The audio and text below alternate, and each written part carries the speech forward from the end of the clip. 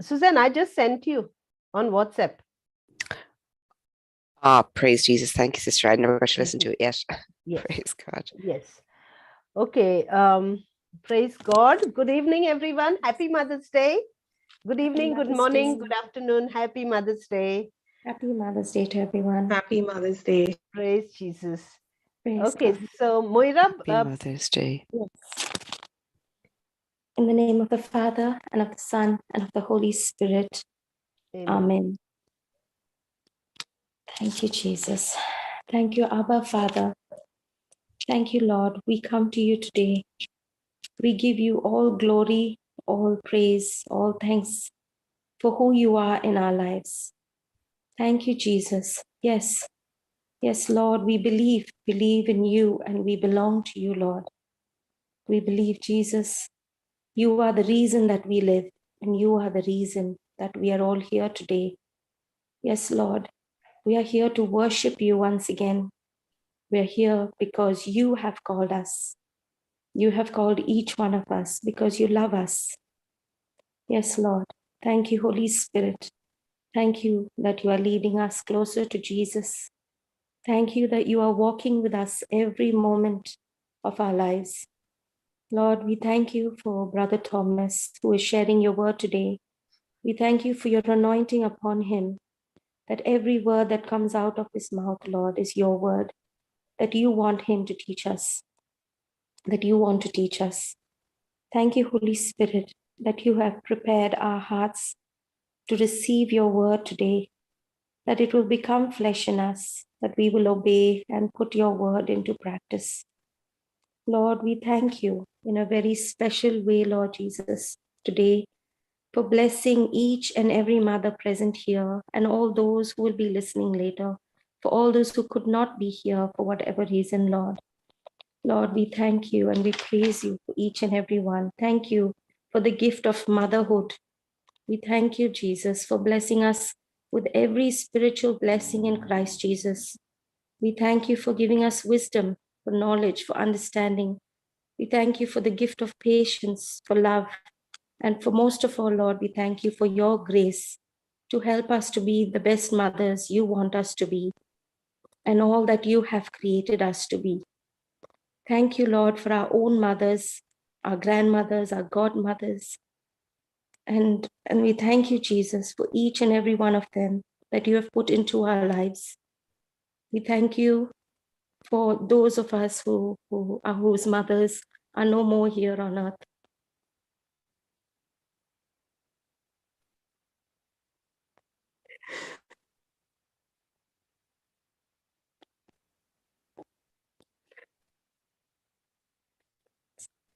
Praise Jesus. Thank you, Jesus. Thank you, Jesus. Thank you, Jesus. Praise you, Jesus. Praise you, Lord. Thank you, Jesus.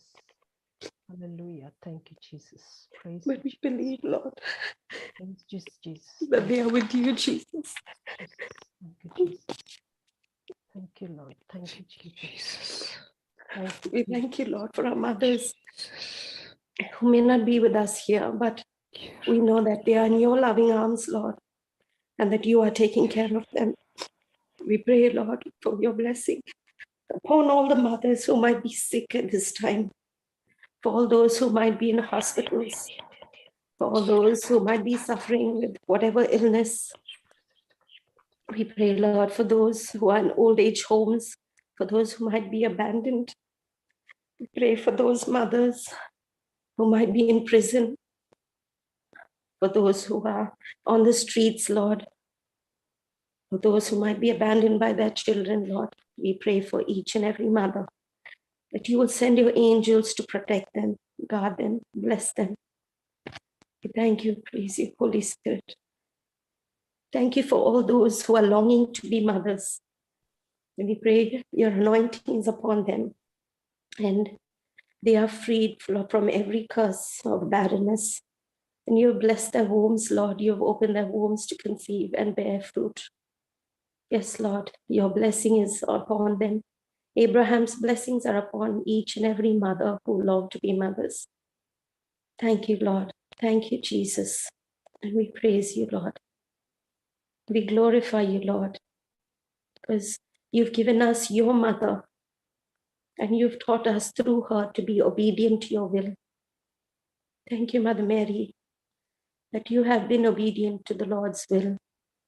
Thank you that from you we can learn holiness, to be pure, and to glorify and to ponder in our hearts your word.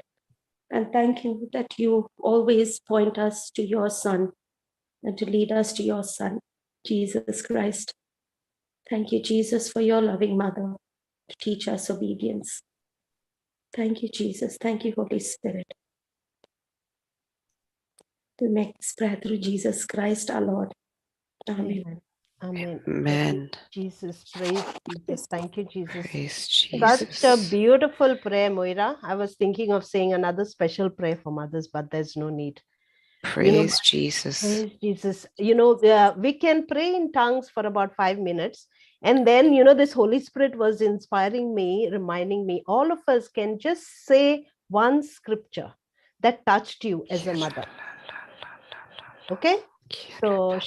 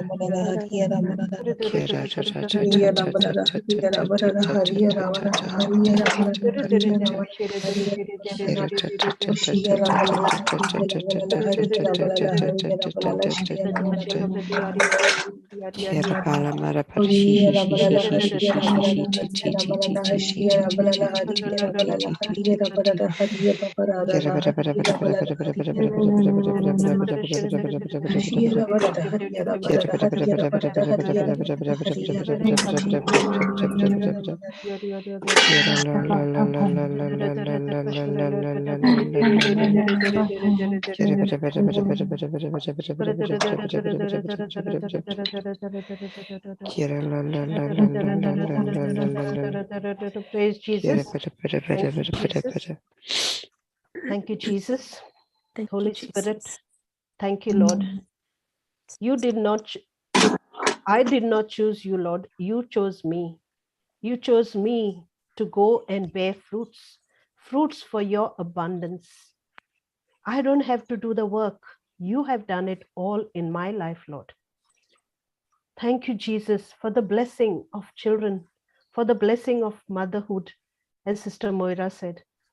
Thank you for all that you have done For us, you have adopted us as your children.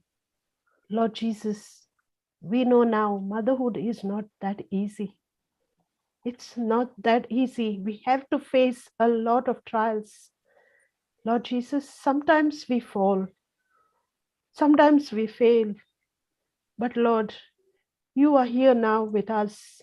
Your word is here now with us. Thank you, Lord.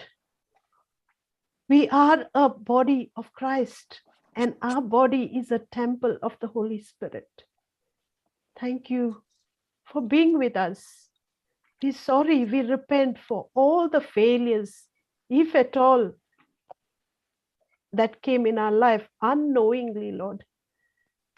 But we know the Satan has no power in our life or our family life.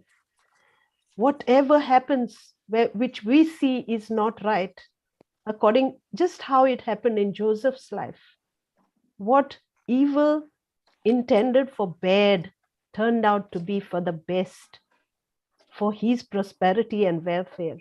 Thank you, Lord. You have mighty plans for us and our families. Thank you, Lord. You have chosen our families so we all can serve. As for me, as for us and our families, we serve our mighty God, one and only God, our creator, our provider, our giver, our blesser, and our everything. We thank you for all the glory, for all the blessings. We also thank you for all our trials, because your word says, count it all joy when all trials come in your life. Yes, your word teaches us not to focus on the trials, but to focus on you. Whatever the storm is, we know you walk the storm with us, and every storm is under your feet. So is under my feet, Lord, because you have given us the power as mothers to destroy every power of evil, every power of that Satan. So you, Satan, I stand up for each and every mother present here. You have to get out of our life. Now you have no place, no power. You can't even look at any of the mother, because we belong to our Lord Jesus Christ. Thank you, Jesus, for you are the light. Thank you for you are the beginner and finisher of our faith. Thank you for choosing us as your beautiful mothers, as your beautiful children. And Lord Jesus, thank you for all the blessings that you have showered upon the mothers who are waiting to conceive, who are waiting, who the children are already blessed. They are already in there. Lord, we pray, we ask, we receive all the blessings for these beautiful mothers who are just waiting to enjoy the joy that you have blessed them with. Thank you, Lord. We look at all the children in their wombs. We believe, we receive the gifts from their fruitful wombs, because you have not created anyone to be imperfect. You have created every one of us to be fruitful and multiply, Lord. Thank you. Thank you for these beautiful gifts of every single sister of mine. Thank you for choosing each one of us here. Thank you for this panel. Thank you for this technology. And thank you for everything that you do that is so beautiful in our life. We praise you, Lord. We thank you. We make this prayer in Jesus' mighty and glorious name. Thank you, Jesus. So let's pray in tongues again, please, sisters. Another 5 minutes.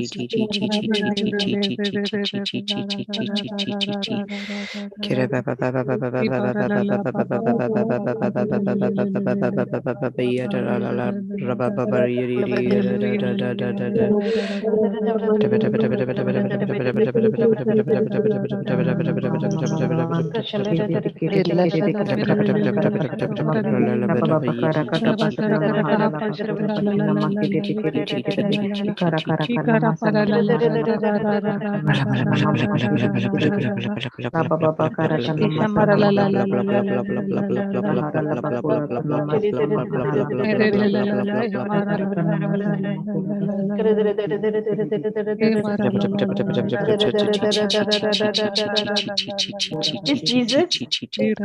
Praise Jesus, sister. Praise Jesus.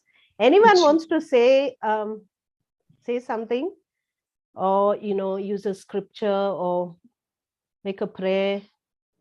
Please feel free, my dear sisters. Don't let that evil one even get to your ears. Come on. Today's our day. Come on.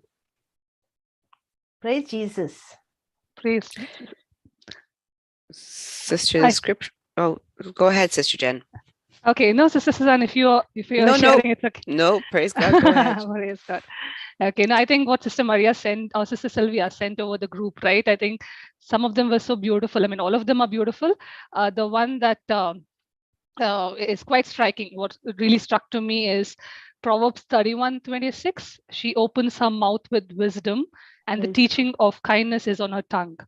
So I think that's, praise God, and thank you, Holy Spirit, that this was something which at least is very beautiful, so that our mouths are blessed, so that everything, when we open our mouth, we not only talk wisdom, but we only talk about blessing one another, lifting one another, only speaking words that really lift somebody and make somebody, not break somebody. So again, she opens her mouth with wisdom, and the teaching of kindness is on her tongue. So whatever we teach, whatever we share, what we are here for, I think is a big blessing. And each one of us is unique in their own way, and comes to the table. So it's almost like we are sitting on a table with our Lord for the supper. And when we are doing that, it's whatever we are sharing is our kindness, is our love, because that's what we bring to the table. That's what Hallelujah. Everyone brings a unique quality to the table. And for me, that's been such a massive blessing in my life. To one is be on this forum, to be able to contribute. I don't think I'm doing a favor or I'm doing anything great by doing so. I've been blessed, and it's only that if I'm called to be a blessing, then I would nod my head in obedience. So that's where I felt that God's favor is on us. I'm never doing any favor by raising my hand to do any of the tasks. I feel sometimes this is the least of the least that I could probably do. And so whenever there's a prompt to say, okay, you want to do something, I'm like, even if there are 100 voices in your head saying that I don't think so, I'm like, no, I will do it. I will somehow do it. And Holy Spirit, you will guide through it. And so sister, I wanted to just share something around this is also a lot of testimonies. I was just telling Sister Suzanne that lot of testimonies that I had. I think I have a little backlog also because I wasn't able to participate for the past couple of weeks. And at one time I thought I'll probably send Sister Maria all the audios, but then I said, no, let me do it all live on the, wow. yes, let me do it live. So this was on Monday, Thursday, when we were all heading to church for the service. And this was about India time, about 5 or 6 o'clock that we had the service. And while we are there, it was all fine. We reached church. As soon as we landed in church, the previous service was yet to be concluded. And so we were waiting, and there was such a downpour. It just poured like we've not seen such massive rain in the past couple of months, or to that extent. It was pretty constant. It never stopped. Ceaseless rain. It went on for couple of hours. But while it's got started, and we are sitting in the shrine there because we were trying to all go in and prevent ourselves from getting wet. So we were in a corner, and we were inside this St. Anthony's shrine. We were all seated there taking shelter. And something is striking me, and I'm like, this cannot happen without Holy Spirit's plan. I mean, he can't get us to church, and then there is a downpour. There has to be something. And I'm telling him, okay, what's the purpose? I mean, what can I do? Anything that I can, anything that you want me to do, I mean, let me know, because I know this cannot just be a normal rain or normal shower, because the way it's pouring, we're not being able to attend service. I know we came here for the service because the next morning we were traveling to our hometown. So this was something that we wanted to celebrate and then head to the hometown. And we're sitting there, and then there are two girls sitting next to me, and they're like wanting to talk. So they're wanting to initiate a conversation. And one of them actually, reached out to me and said, she just exchanged pleasantries to say, hi, how are you doing? What's your name? And things like that. And after that, I also said, yeah, I'm good and all of that. And then she, pretty much asked me, how you connected here and things. And so that conversation led into her father being really sick. Okay, and I never asked his questions because mostly I did not ask anybody personal questions, but she came forth and she told me that yes, my father had met with an accident twice, and the second time he did, it was pretty fatal, and he's not able to ride, and he's bedridden, and there's only we're coming to church to pray and all of that. I said, if you're okay, can I share something? And she said, yeah, absolutely. And so I spoke to her about her authority in Christ and how they are able to change things, and just by faith, one, and second is by by using the right words and having absolute faith in the finished works of Jesus. So I told her that. We spoke for about half an hour, and she said it's really nice to hear, and I'm confident that this is going to happen. She didn't get a phone, so I told her, I'll take your number, I'll send you those messages, I'll send you some videos which will really help you come and testify that your father is perfectly fine and you've been able to do that for him. And so I sent that. And the next following, I think after Easter, when we came back after a week, I met her at church, and then she said, I don't know how. I said, see, I was a perfect laborer. Probably, I was getting the prompt, and I had to share this with you because you came forward, and I was there. So it was through me, so nothing of me, but it was through me that the Holy Spirit was guiding and giving that instruction for your dad to be back. And so you can do the same thing. So I sent her some prayers where she could actually pick those scriptures, pick those testimonies, and the same technique can be applied. She can pray over. And she said, I'm doing that, and I see a lot of change. He's fine. And I said, keep Praise saying that, God. keep confessing, and just believe. I mean, your bodily symptoms, your physical symptoms may just be opposite. It's fine. The case might even get worse. Who cares? Because we have a mighty God who cares, right? I mean, he cares. Praise So we God, don't yes. care about who else cares, because that's what our faith should be. And our faith should be so strong that nothing can shake it. Nothing of the physical can shake it. So Amen. that's something I really felt quite that, yeah, I could accomplish something for the Holy Spirit. And I keep Hallelujah. yes, and that is very important, sisters, because every day a lot of times, I mean, at least in the past weeks, a lot of times that I've been maybe, falling into temptation. When I say temptation, see, at the end of the day, there's always that, let me watch one video, okay, one video of some web series. And so when that one video happens, automatically, the catch is, the pull is so much, you without you knowing, unconsciously you are just absorbed into it, and you didn't realize. I mean, for me, I didn't realize it was 2 hours, 3 hours I was watching it. And then one day I said, you know what, enough of this, enough that you're getting me to where I was. I am not going back, right? And that's the exact time when Sister Suzanne sent me this sent me this whole proofreading sorry, e-writing assignment. And she asked me, and that week was pretty crucial for me. One, office work was on the high. Second is, there was also something on the personal front happening, like some activity at home. And at the same time my both boys, my both sons, they actually got diarrhea, and so it was a little severe. So during all of this time, I am distracted, disturbed, all of that is happening, pulled in all directions basically. So a lot of things happening. And that particular week, I also have to do the Konkani session.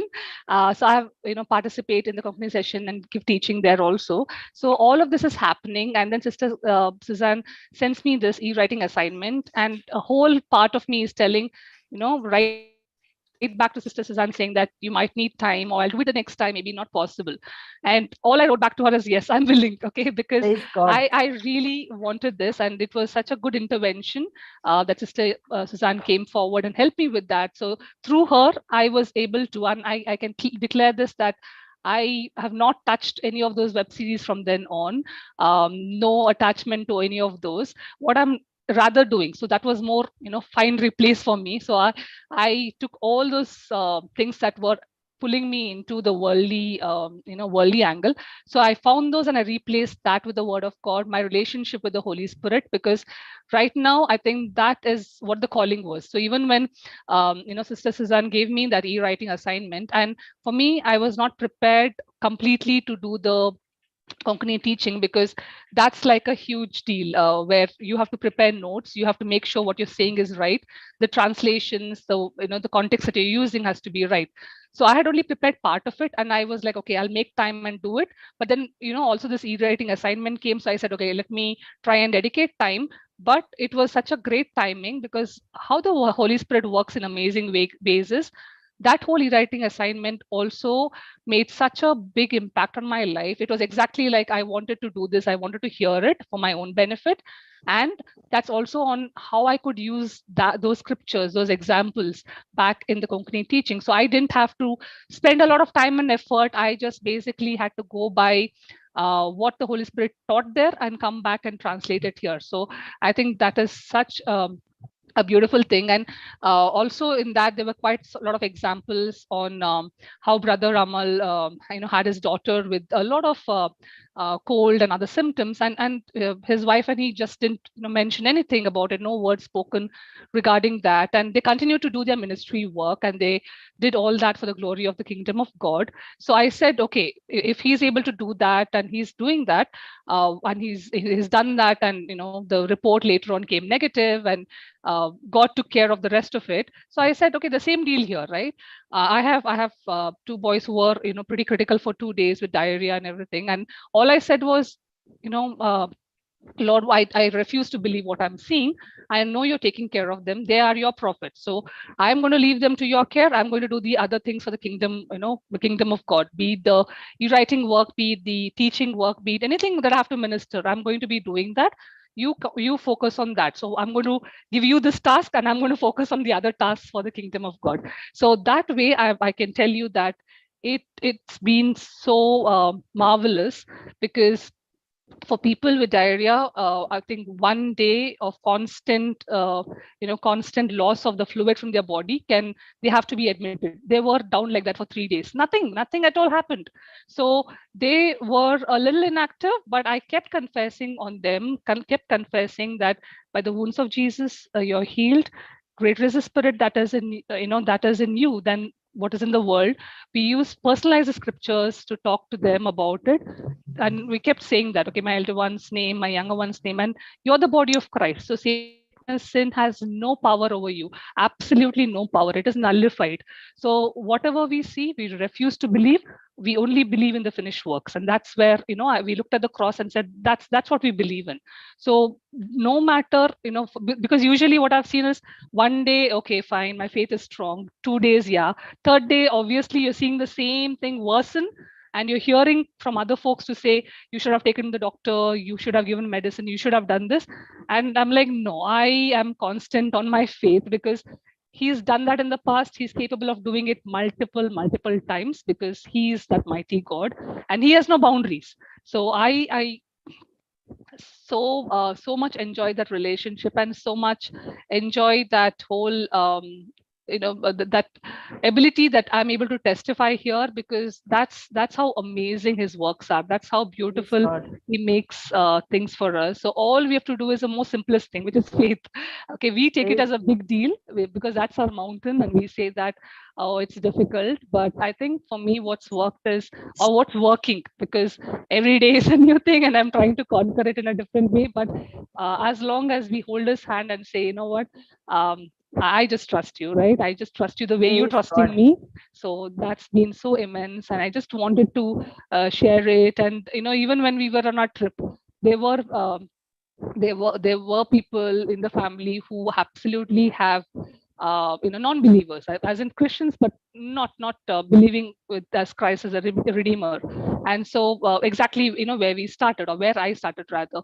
So they're also right now, when they are going through their sickness, and I'm sharing the scriptures with them, there's a U-turn happening, and they are now starting to really confess, really believe. And so that's again all happening for the glory, and just because of Holy Spirit working through each of us. So for me also, one of the things during this morning that struck me is, I think the most beautiful part of it is just reminding ourselves that the same Spirit that raised Jesus from the dead is in all of us, right? I mean, there cannot be anything more glorifying, more amazing than this.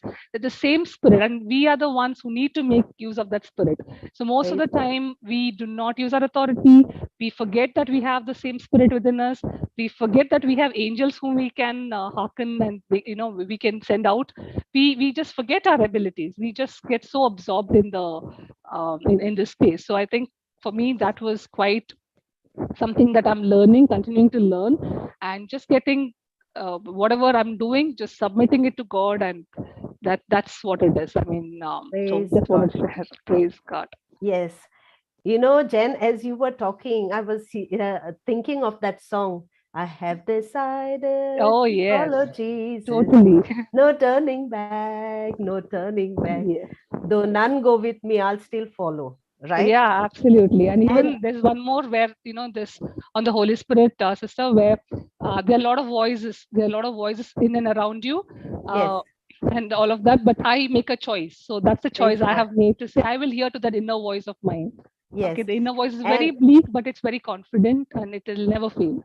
Yes. And this is our journey. We are on a journey of a lifetime, isn't it? It's a spiritual journey. Correct. And all we have to do is just say yes. Yes. Once we have said yes, he's taken over. He does everything. Yes. Don't you think? Totally. We don't have to put labor. Okay, it might be we present there physically, but he is doing all the work through us. Yep. That's very important to realize, because most of the time we do it out of our willpower. We fail to understand that we don't need to use any strength of ours. Yes, and when we abide in him and his word abides in us, yes, that makes our life so easy, and every promise is a yes and amen. Yeah. Praise God. He is here to serve us, not the other way around. Amen. We just have to remember that. Praise God. Yes. Sister right, Jen. Sister Jen, when you said you had a testimony, praise God. Yeah, I was like, today probably I'll be taking the whole session, because there were so many, right? Every time. And, this is. No, sorry, go ahead. Yeah, sorry. No, even to the slightest detail of being calm, okay, because that's something I think we tend to forget. So that's something that I have learned, being calm in any situation. So that's really helpful, because for your faith to stay strong, it's just not enough if you say, okay, I have faith, I'm not going to waver. But if you're saying it, but you are still a little restless when things happen, I don't think it will really, your audio and video is not going to match. So that's important. Praise God. Praise God. Praise God. And actually, your testimony this morning is really important, Sister Jen, because what you did when the storms were basically when the storms were blowing up in each area of your life, rather than sitting down and focusing on the storm and saying the scriptures, but focusing on the situation, you did a complete U-turn and you turned yourself fully towards Jesus, and then he could basically take over in the situations. Praise God. Yes. So rather than sitting there saying the scriptures and looking at the situations, you instead turned your eyes to basically working through with him, doing the assignment. So you were so focused on the assignment that he was able to work in your life. Like, grace can only flow in a worry-free area of our lives.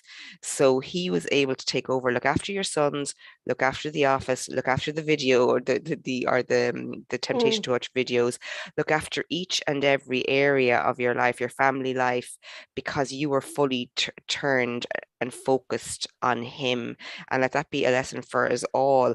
And I know myself, as in when things are blowing up at their worst, that's the exact time to say, right, is there any assignment I can do? Is there any, can I type notes? Can I share the word on something?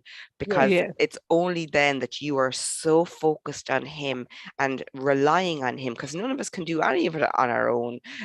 Whether that's copying and pasting into YouTube from Zoom, it's when we get into our worldly thinking going, okay, I'm proficient at typing, so I'll offer to type this week, or I'm proficient at this, that, and the other.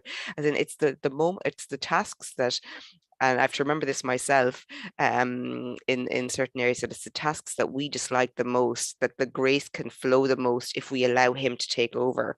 And I'll openly admit that copying and pasting from Zoom to YouTube has never been my favorite thing to do, because I always used to find it so distracting, that I would prefer to type literally at full speed and full throttle in Zoom than to do the copying and pasting. So it's something that I need to make a mental note of myself, to rely on his grace to do it, rather than going, no, I hate doing it, can somebody else do it, I'll just type the notes.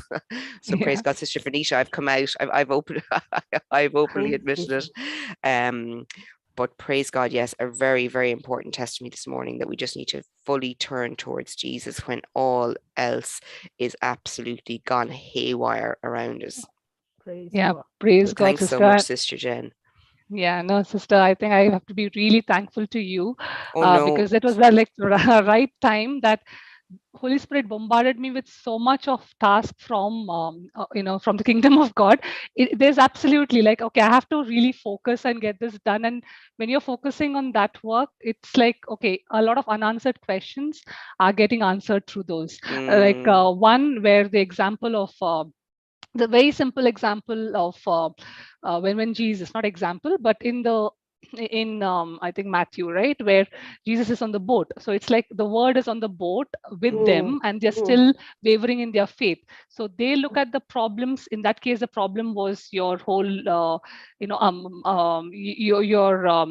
whole, the waves that have gone. The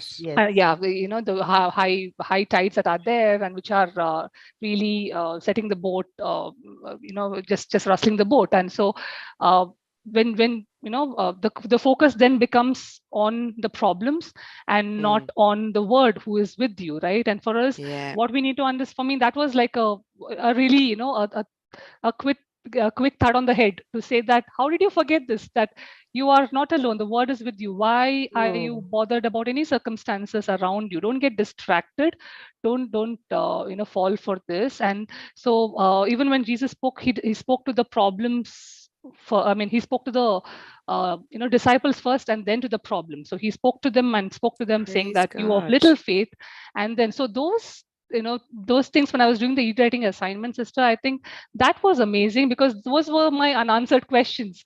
And Praise it God. is so beautiful that the Holy Spirit finds all these ways of keeping you so much occupied, because I told him I am finding problem with this. Every day I come and I say, from today onwards, I'll not look at the video, but automatically I started. So I said, Holy Spirit, I just need a way out.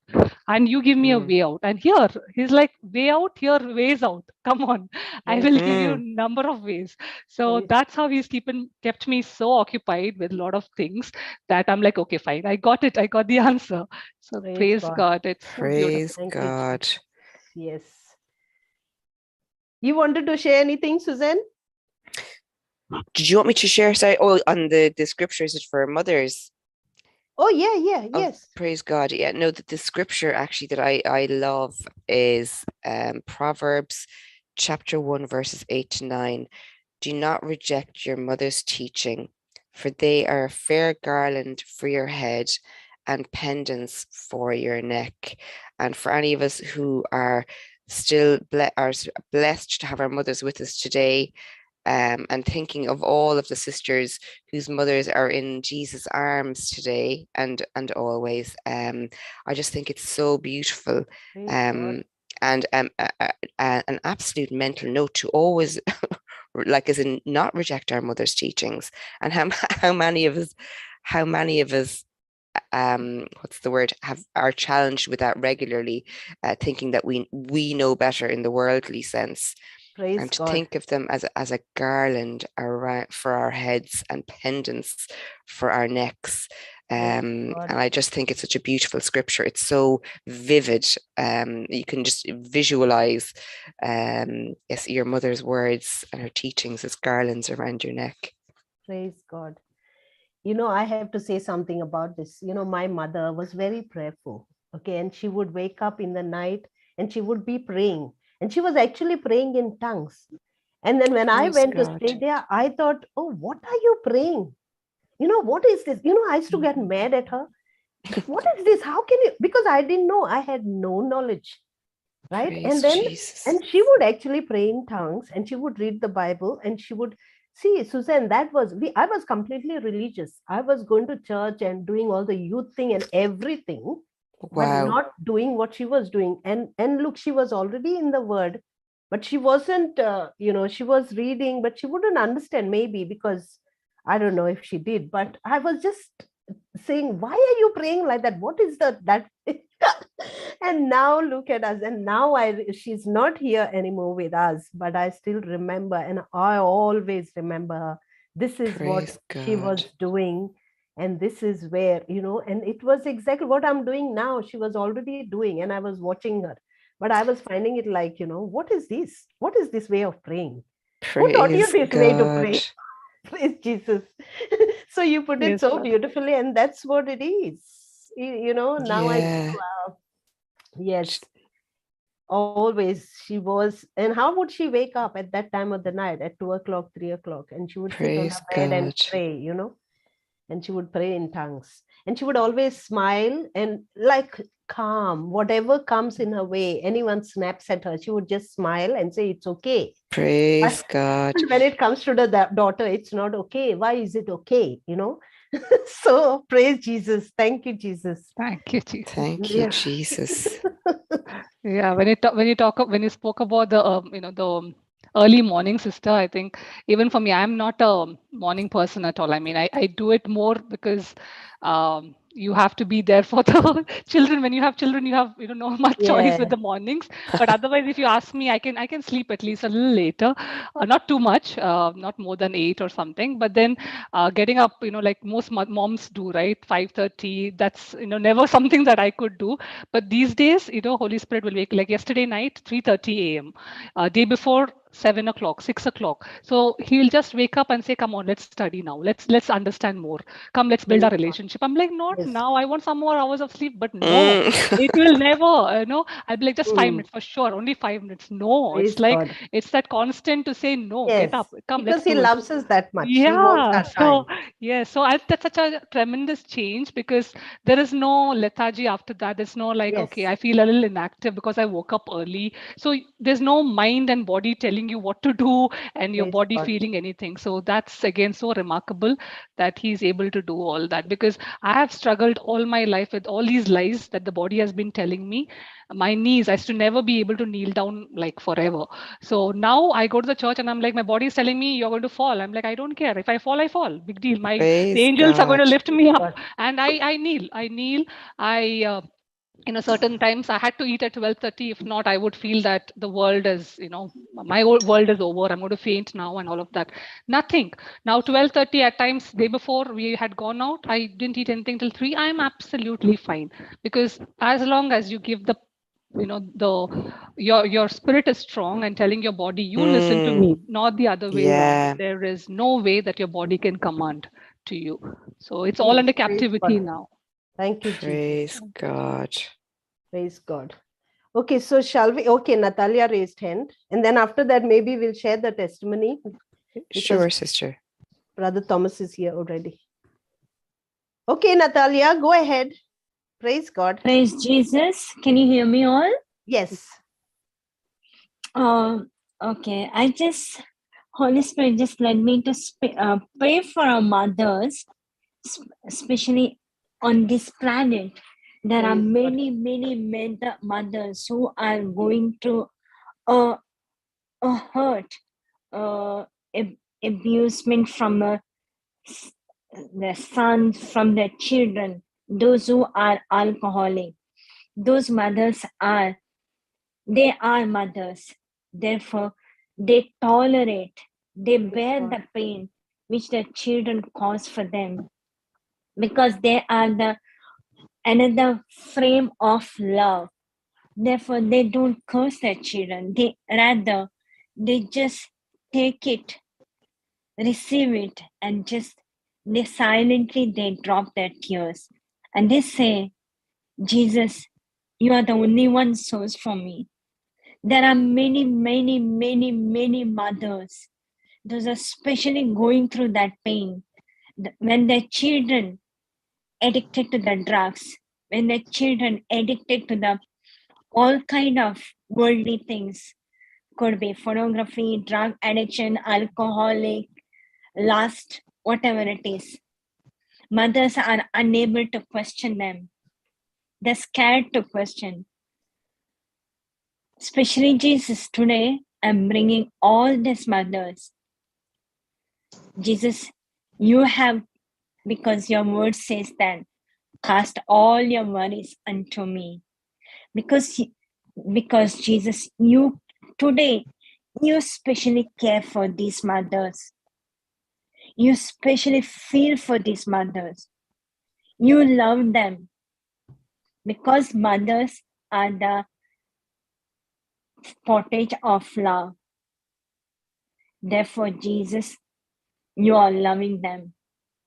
And you are very close. Your word says that you are very close to those who are brokenhearted. Therefore, Jesus, I believe by faith, all these mothers have set free from their pain, from their worries, from the hurt, from their children, and they have completely delivered from their pain. And especially in addition to this, I will bless all the women, not only mother, women as a daughter, women as a daughter-in-law, women as a mother, women as a grandmother, women as a godmother, everyone. Thank you, Jesus. I praise you for all these women on this planet. In Jesus' mighty name, I make this prayer. Amen, amen, amen. Amen. Beautiful, Sister Natalia. Praise Jesus. Praise Thank Jesus. We should also pray for those mothers who are in ashrams, in old age homes. Yeah, Moira prayed for them, Fatima. Okay, sister. Thank you.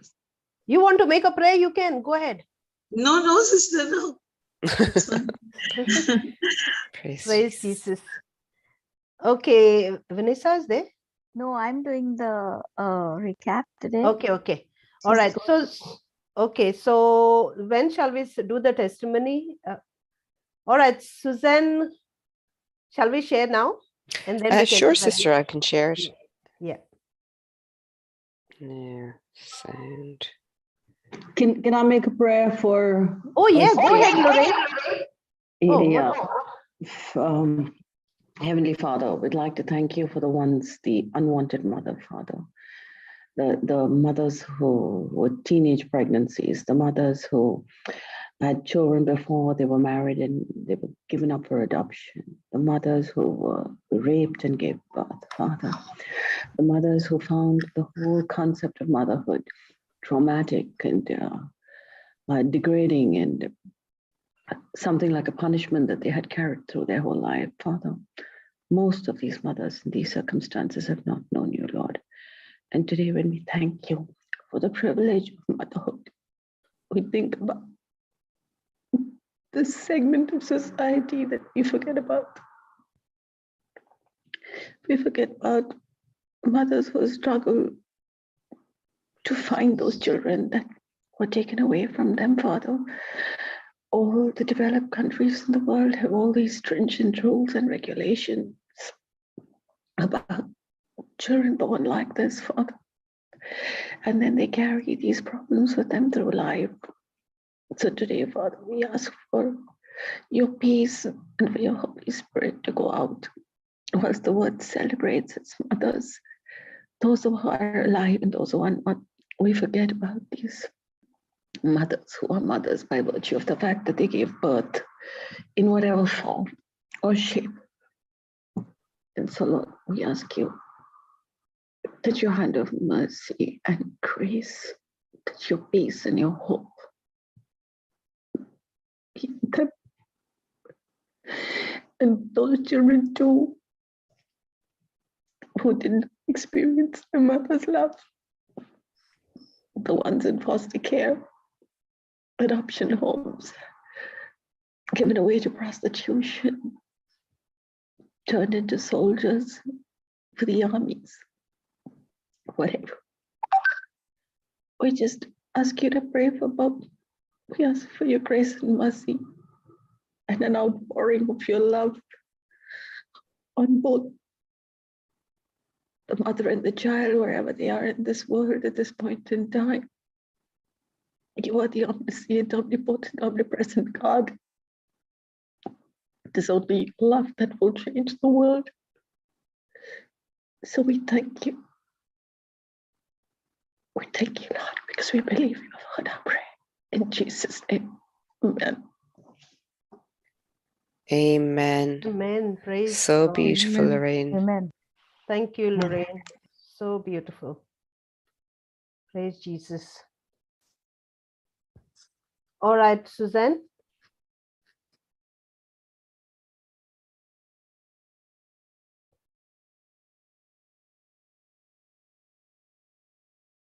Jesus, and thank you, Holy Spirit. I'm Rosalie Nancy from. Can't hear.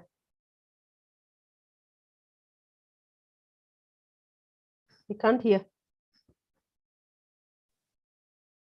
Sister Susan, I think it stopped.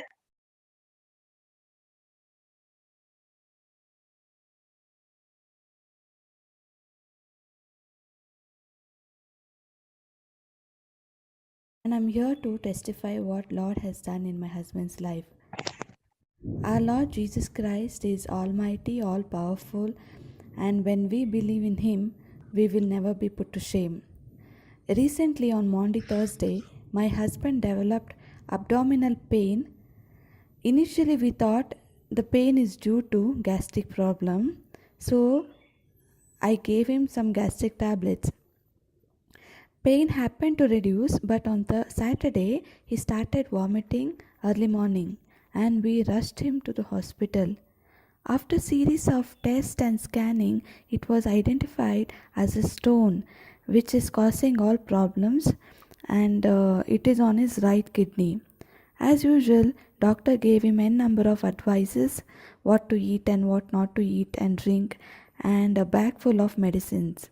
My husband started the diet and medications, but the pain was so severe and unbearable unless and until he takes a pain relief tablet. I was troubled. Looking at him, I didn't know what to do. I asked Holy Spirit and asked him, Lord, what shall I do? How shall I help him? Holy Spirit gave me a scripture from Psalm 97:5, which says, mountains melt like wax in the presence of the Lord. As we all know, mountain is very huge, big. When a human looks, we humans look very tiny in front of the mountain. Praise If God. this huge mountain itself melts like wax, if the word of God says mountain itself melts like wax, then my husband's stone is very small. It is the size of just 5 mm. So I thought this should also melt in Jesus' name. So I shared this scripture, Psalm 97:5, with my mom, and both of us started confessing it like this. As mountain melts like wax in the presence of the Lord, so this stone is also melting and coming out in Jesus' name. We kept confessing this. Also, my mother told my husband to bless the water as the blood of Jesus, and to say as he is drinking the blood of Jesus. Meanwhile, I shared his report with another doctor in Bangalore for second opinion. God's favor was on us that this doctor changed one particular tablet but advised him to go on IV fluids and painkillers to flush out the stone. After changing the tablet, the pain seems to reduce. Meanwhile, I contacted JCILM warriors to share the word of God with my husband. It is not just about praying. Praying will bring healing, but understanding the word of God is very important. One of the sister named Julieta contacted us and ministered my husband. She took him through various scriptures and explained them to him. As the word of God was shared, I could make out how attentively my husband was listening and understanding the truth. And this truth was set. Thank you, Jesus. Then 9-11, which says, Jesus, you have to believe in your heart and confess with your mouth. Also, Romans 10:17 says, faith comes by hearing to the word of God. Then another scripture from Isaiah 53:5, which says, he was wounded for our transgressions and bruised for our iniquities. By his stripes we are healed. Then sister explained Psalm 97:5, which I was already confessing. Mountain melt like wax in the presence of God, and also 1 Peter 2:24. Before the prayer, my husband was asked to forgive anybody. If he has any unforgiveness, he was asked to forgive everybody as Jesus forgave him. Then he was asked to repeat 1 Peter 2:24 by personalizing him. That is, as Jesus bore my sins in his body on the cross, so that I might die to sins and sickness and live for righteousness. By Jesus' wound, I am completely healed. Jesus did not die on the cross only for your sins, but also for your sickness, also for your poverty, also for your lack, for your every problem that you're facing right now.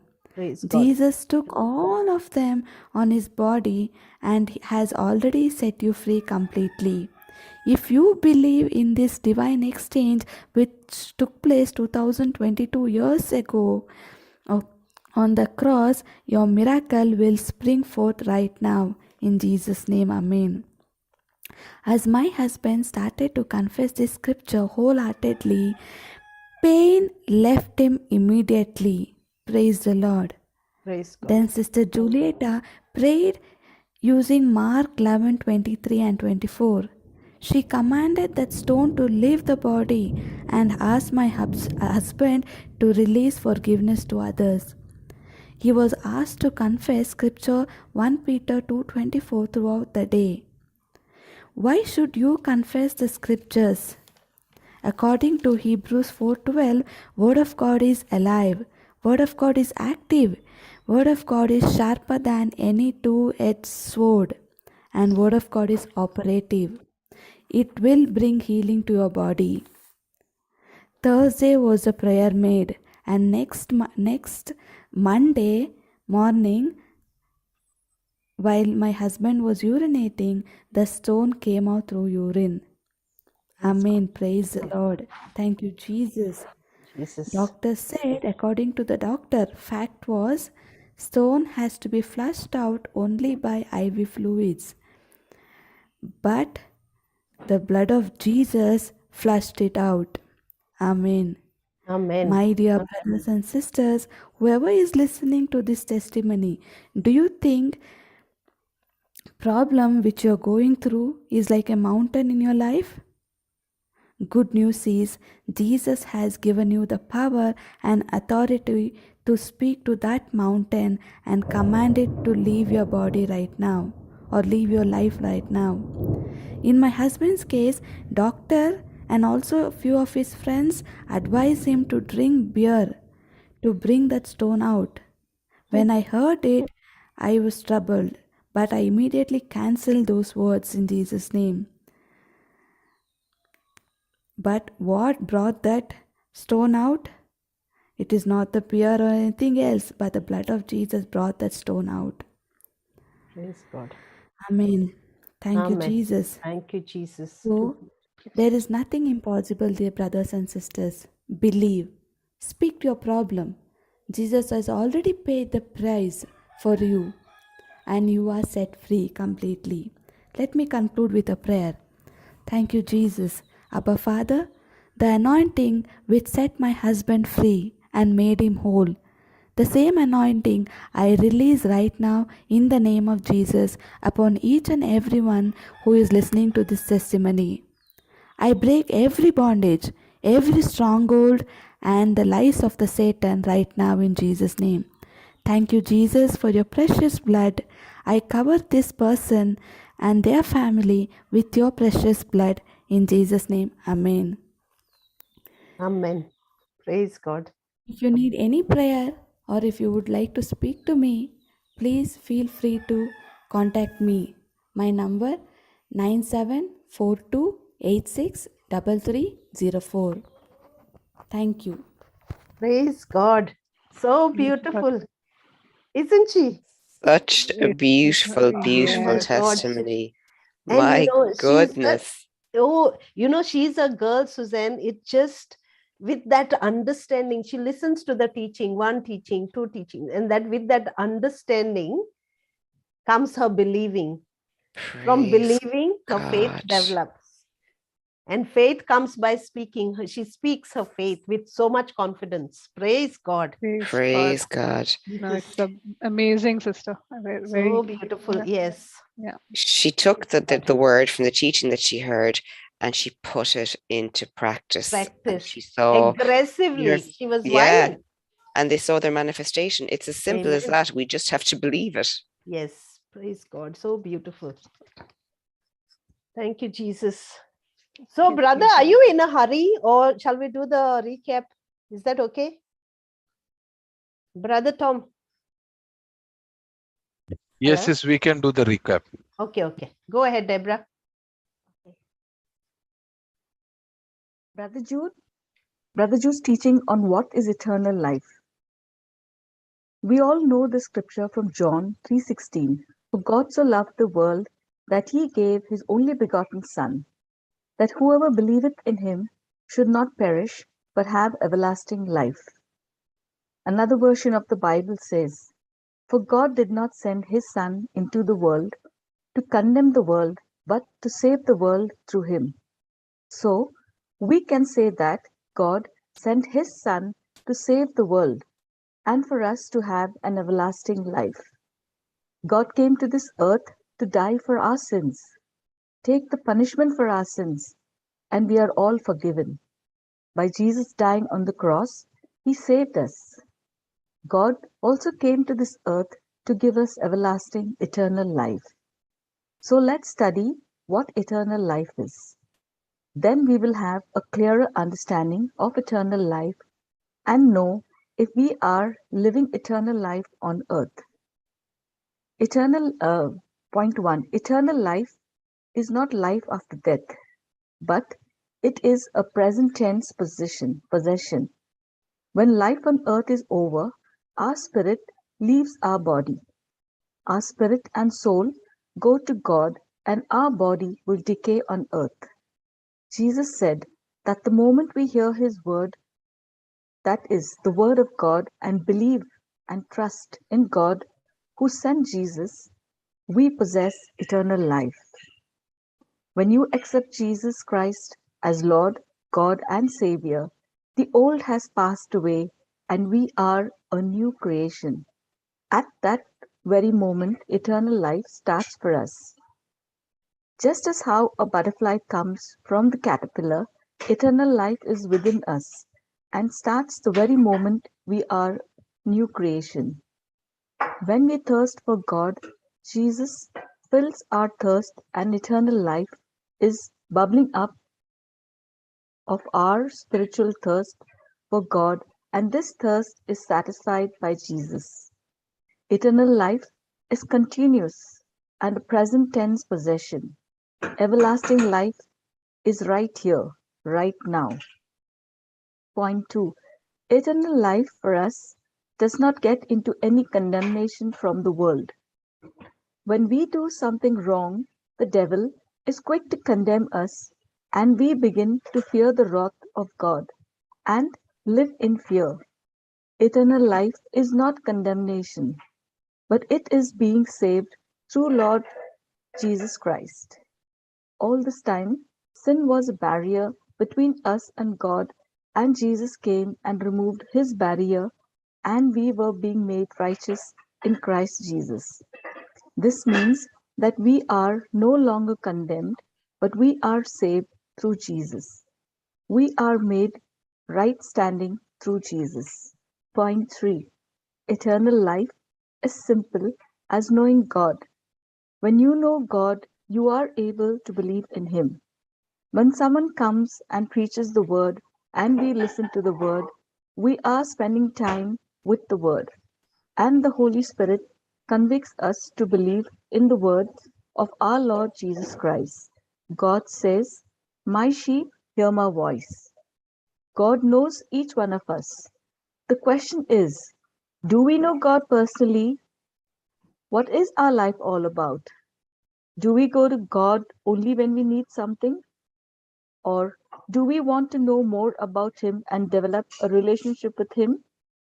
If a man and woman spend time together to get to know each other, then how much time do we have to spend with God to know God, his nature, character, instruction?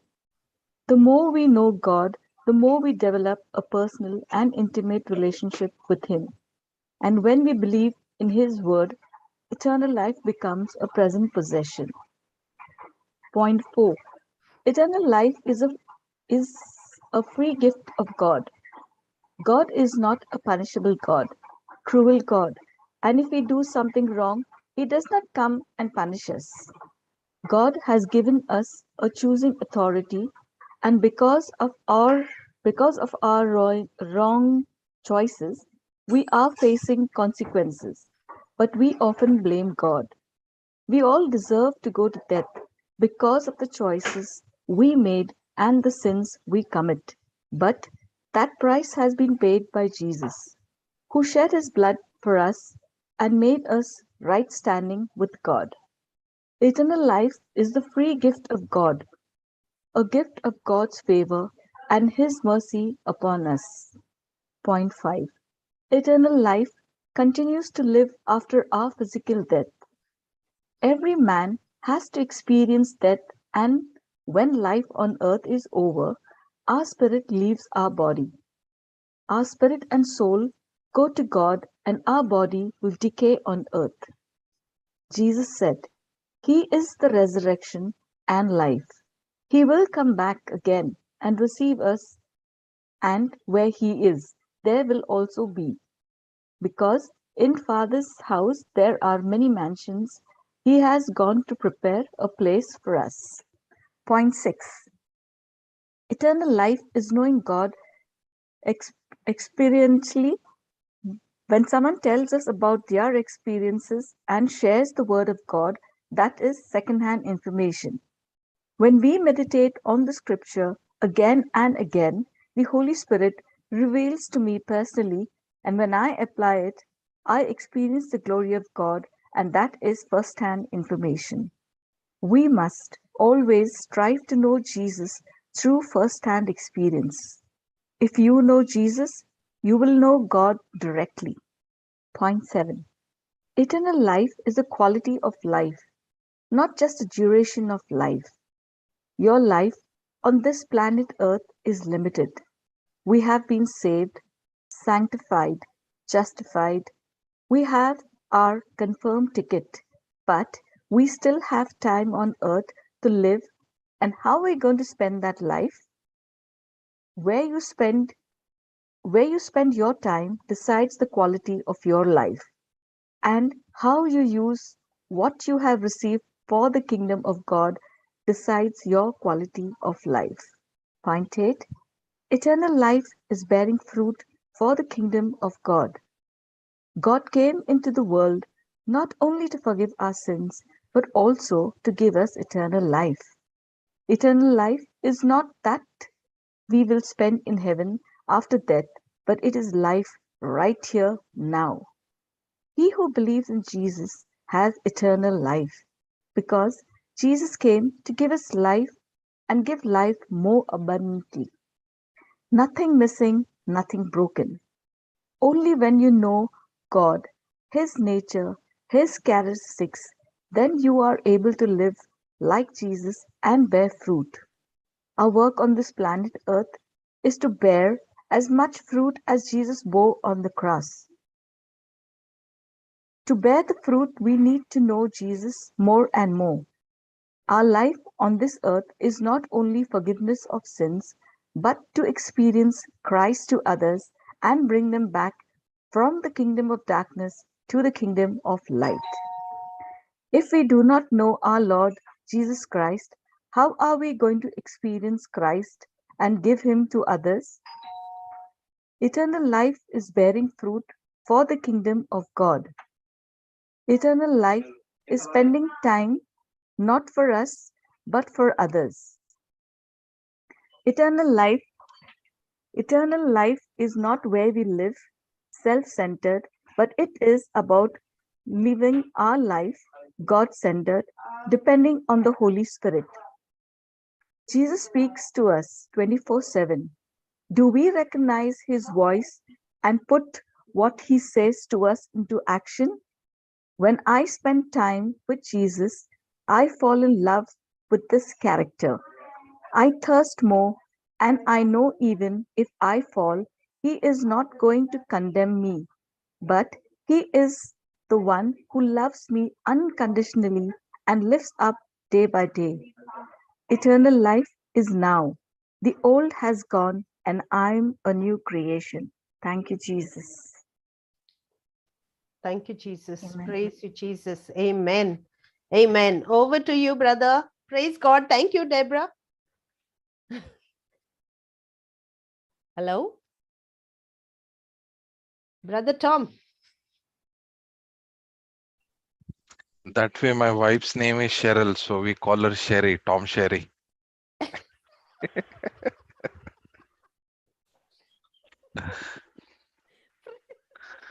Praise Jesus. Praise God.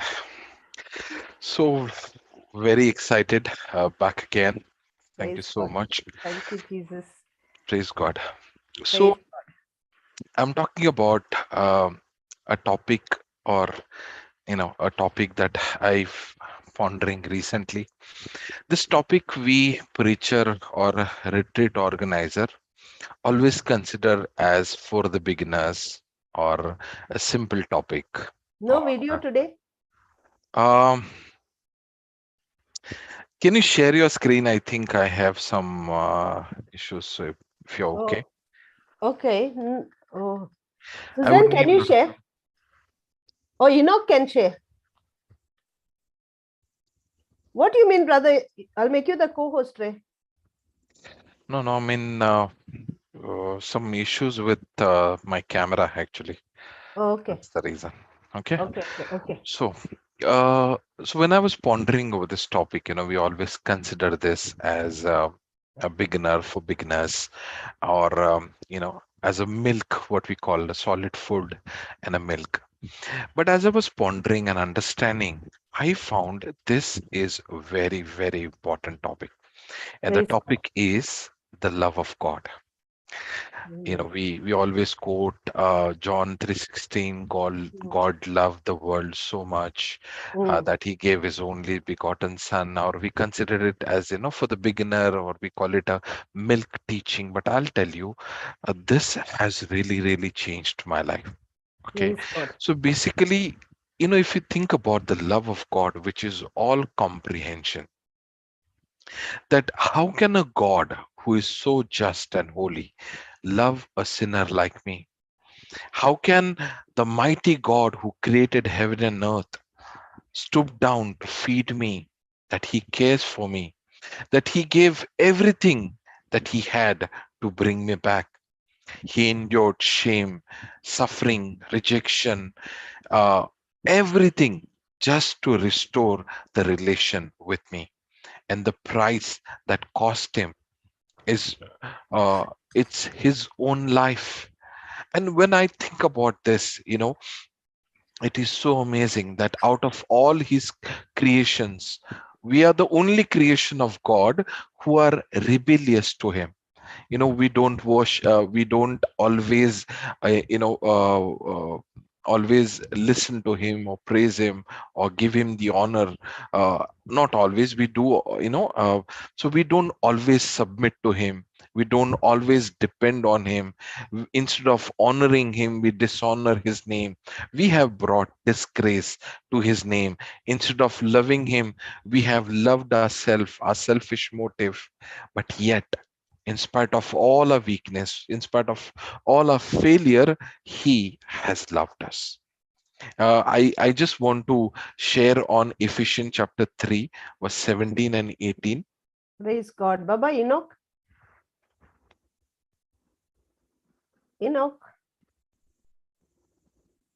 Hello? Enoch? Or I can share if you are okay. No, he should be there. Baba, Enoch?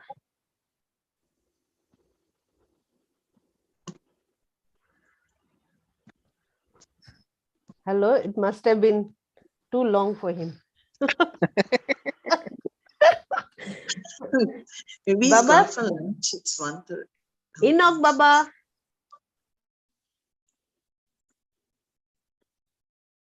Oh dear. Okay, brother, you can try. I might message Marita. I'm just opening that his word. I don't have all the versions. I just have a couple of versions with me.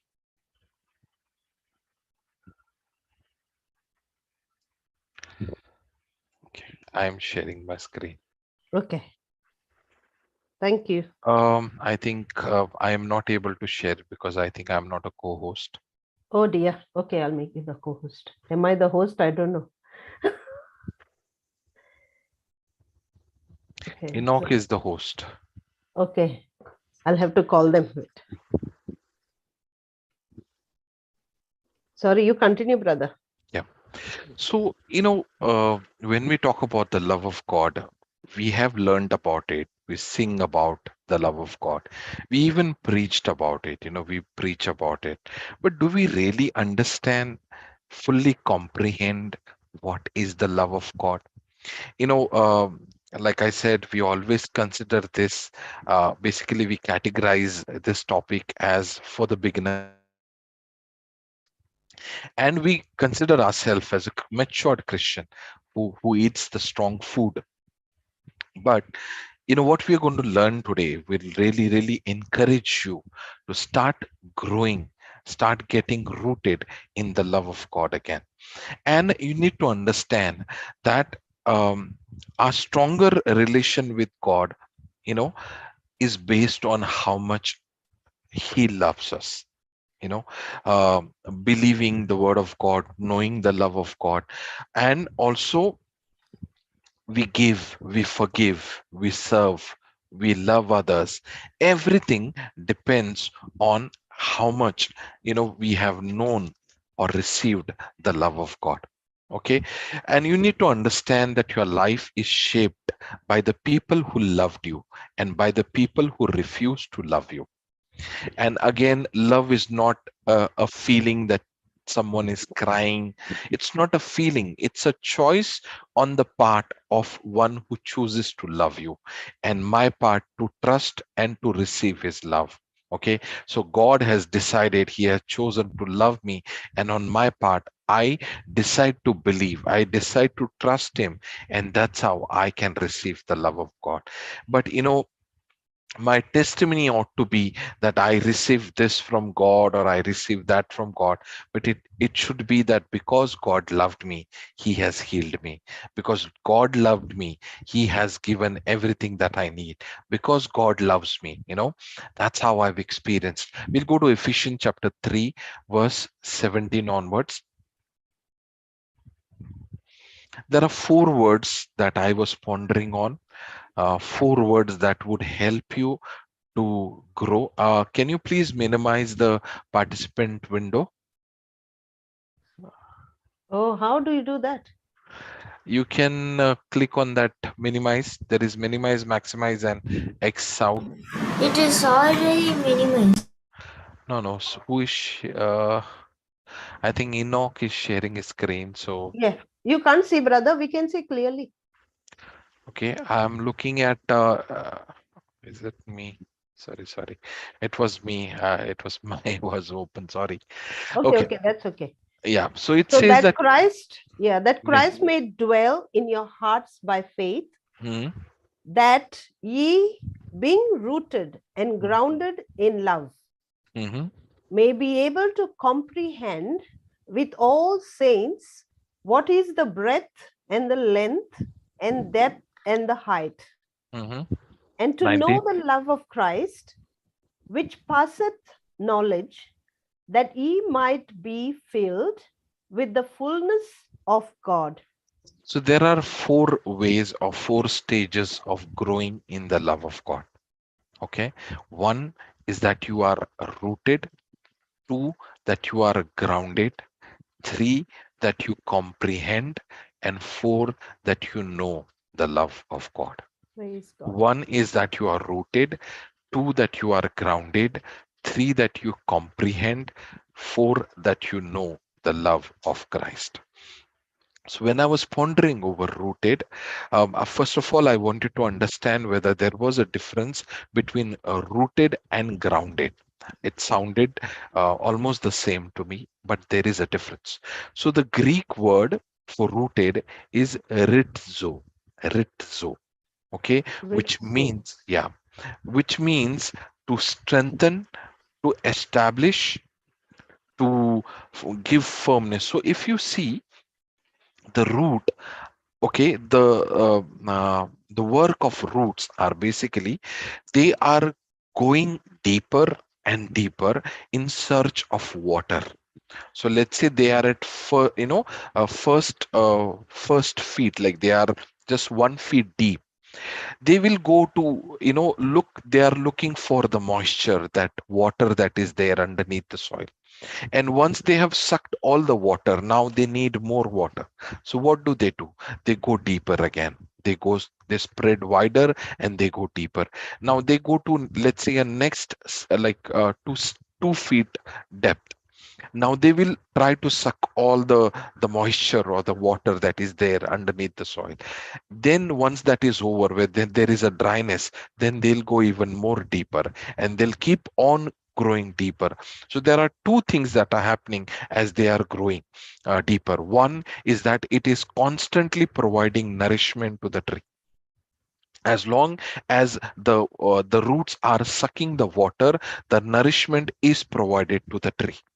And the second thing that would happen, as they are growing deeper and wider and they are spreading, it is giving stability, it is giving strength, it is giving firmness to the tree. So even if there is a storm that comes, the tree will not fall because its roots are very, very deep.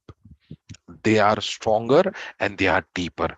And that's what happens in our life when we are rooted in the love of God. Notice that it is the thirst for the moisture, thirst for the water that makes the root go deeper. And in the same way, it is the thirst for the love of God that will take you deeper and deeper in the love of God. And the more you go deeper in the relation and in the love of God, it would give you every nourishment that you ever need in your life. Faith works through love. Obedience is a result of love. Serving God is the result of the love that you have for God. So everything that happens in your Christian life, everything that God wants to do in your life is a result of the love that you have experienced. Also, the firmness, when you know that I know that God loves me, even if you come across storms in your life, even if you come across difficult situations in your life, you will never be scared, because you know that God loves me. He will do anything and everything to save me. He is my Father. He will give nations to save me. He will do anything to save me. So when you have known, when you have understood the love of God, your faith would be growing. Your confidence level will be high because you have known the love of God. Like the root are giving the stability and nourishment, the firmness, the firmness to the tree. In the same way, the love of God will be giving nourishment and firmness or strength to your spiritual life. Faith Yes. works through love. So the key point here is the thirst of the root.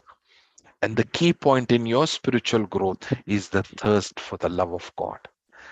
The root keeps growing, searching for the water, that moisture.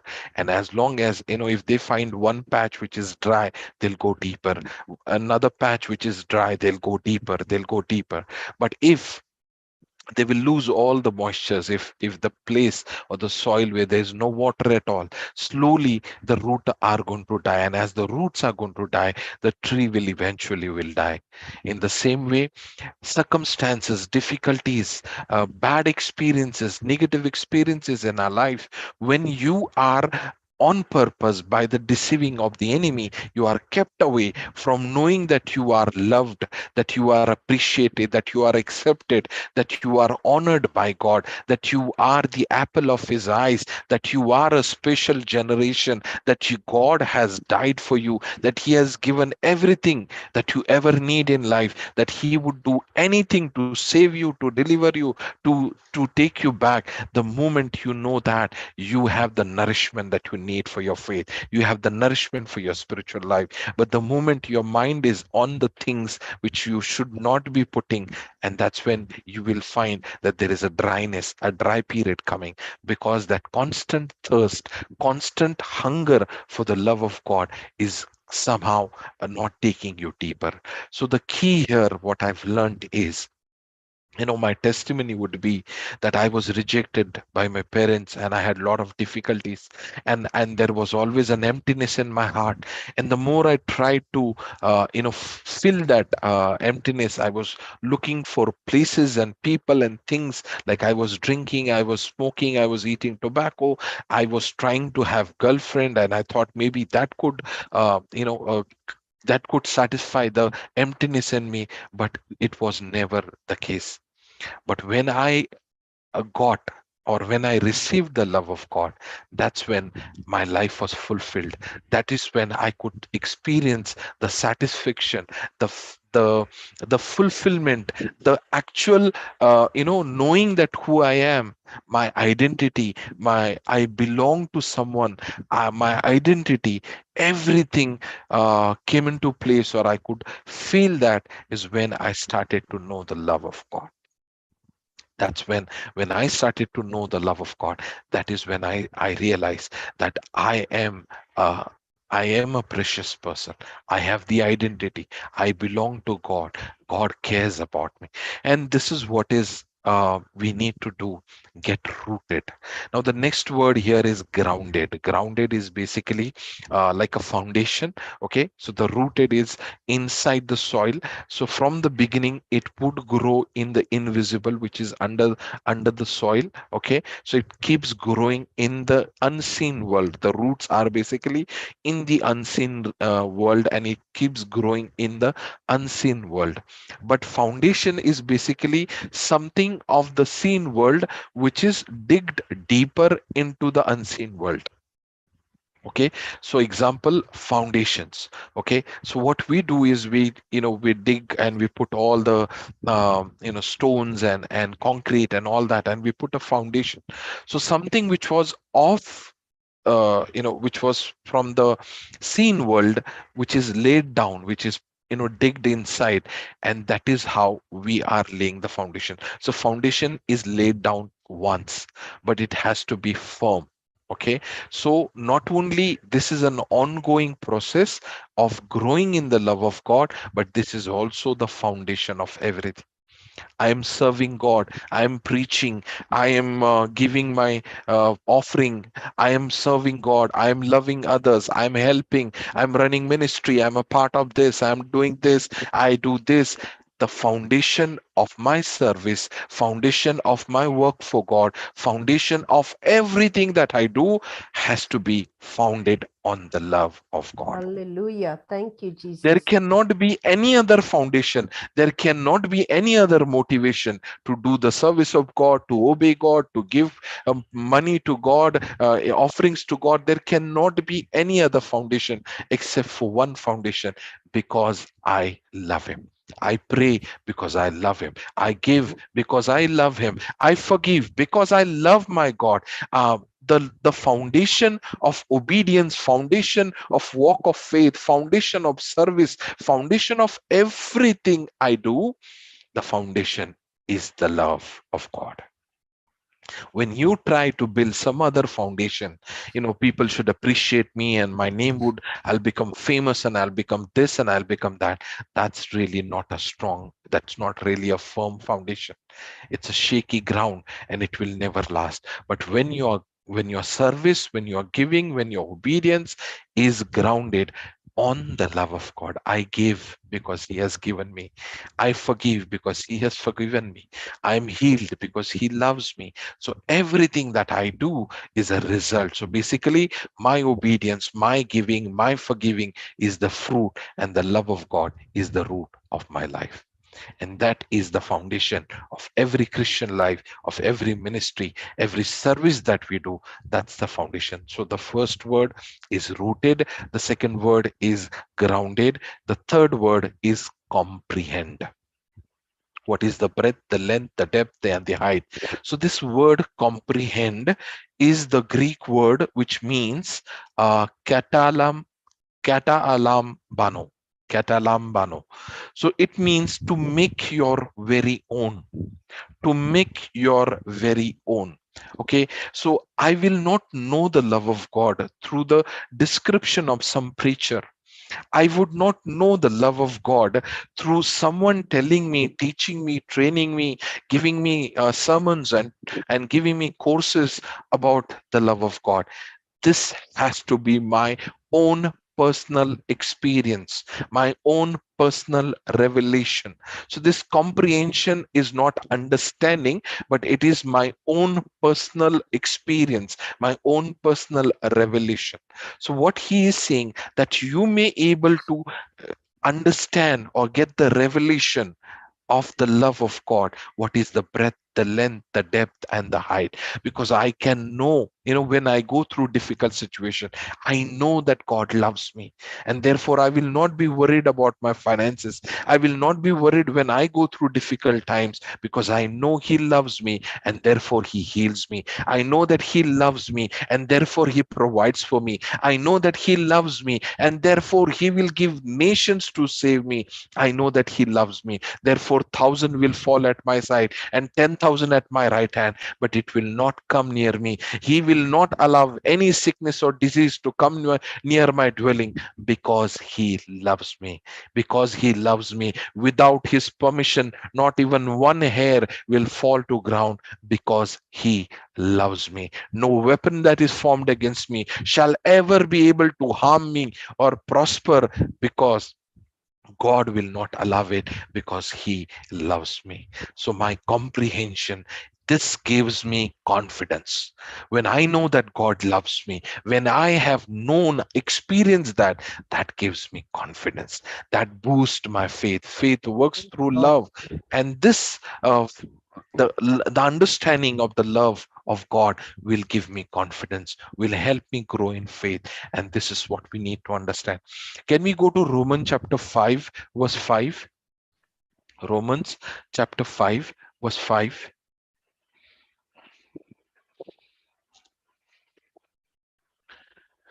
And hope maketh not ashamed, it does not disappoint, because the love of God is shed abroad in our hearts by the Holy Ghost, which is given unto us. Three things you can know here, the three things that you can note. One, the love of God is shed abroad, it's poured. Okay, it's not partly, partially, but it is the whole thing has been given. Where it has been given? In your heart. So the container for the love of God is your heart. It cannot be in your diaries, in your notebooks. It cannot be in your mind, but it has to be in your heart. And the third thing, that the one who reveals, the one who make that experience very own, your very own, is the Holy Ghost. So the love of God is shed abroad, which has been poured fully, that the container of the love of God is your heart, and the one who reveals or pours that love is the Holy Ghost. So without the Holy Ghost, you can never know. Without the Holy Ghost, you can never comprehend. Without the Holy Ghost, you can never have the experience or the revelation of the true nature of the true love of God. And I encourage you to grow deeper, that you get rooted, that you get grounded, that you go deeper and deeper and deeper, knowing that God loves you, knowing that 1,000 will fall at your side and 10,000 at your right hand, but it will not come near you. Even in the times of famine, he will provide you. Where there is no way, he will make a way for you. What is impossible with man is possible with God. He will make a way where there seems to be no way. Even in the desert, he will make the rivers for you, rivers to flow for you, because he loves you. Because he loves you. And that knowing, that understanding, that revelation is the greatest treasure that you have in your container, is that God loves you. Praise Jesus. God loves you. I pray. Yes, I pray.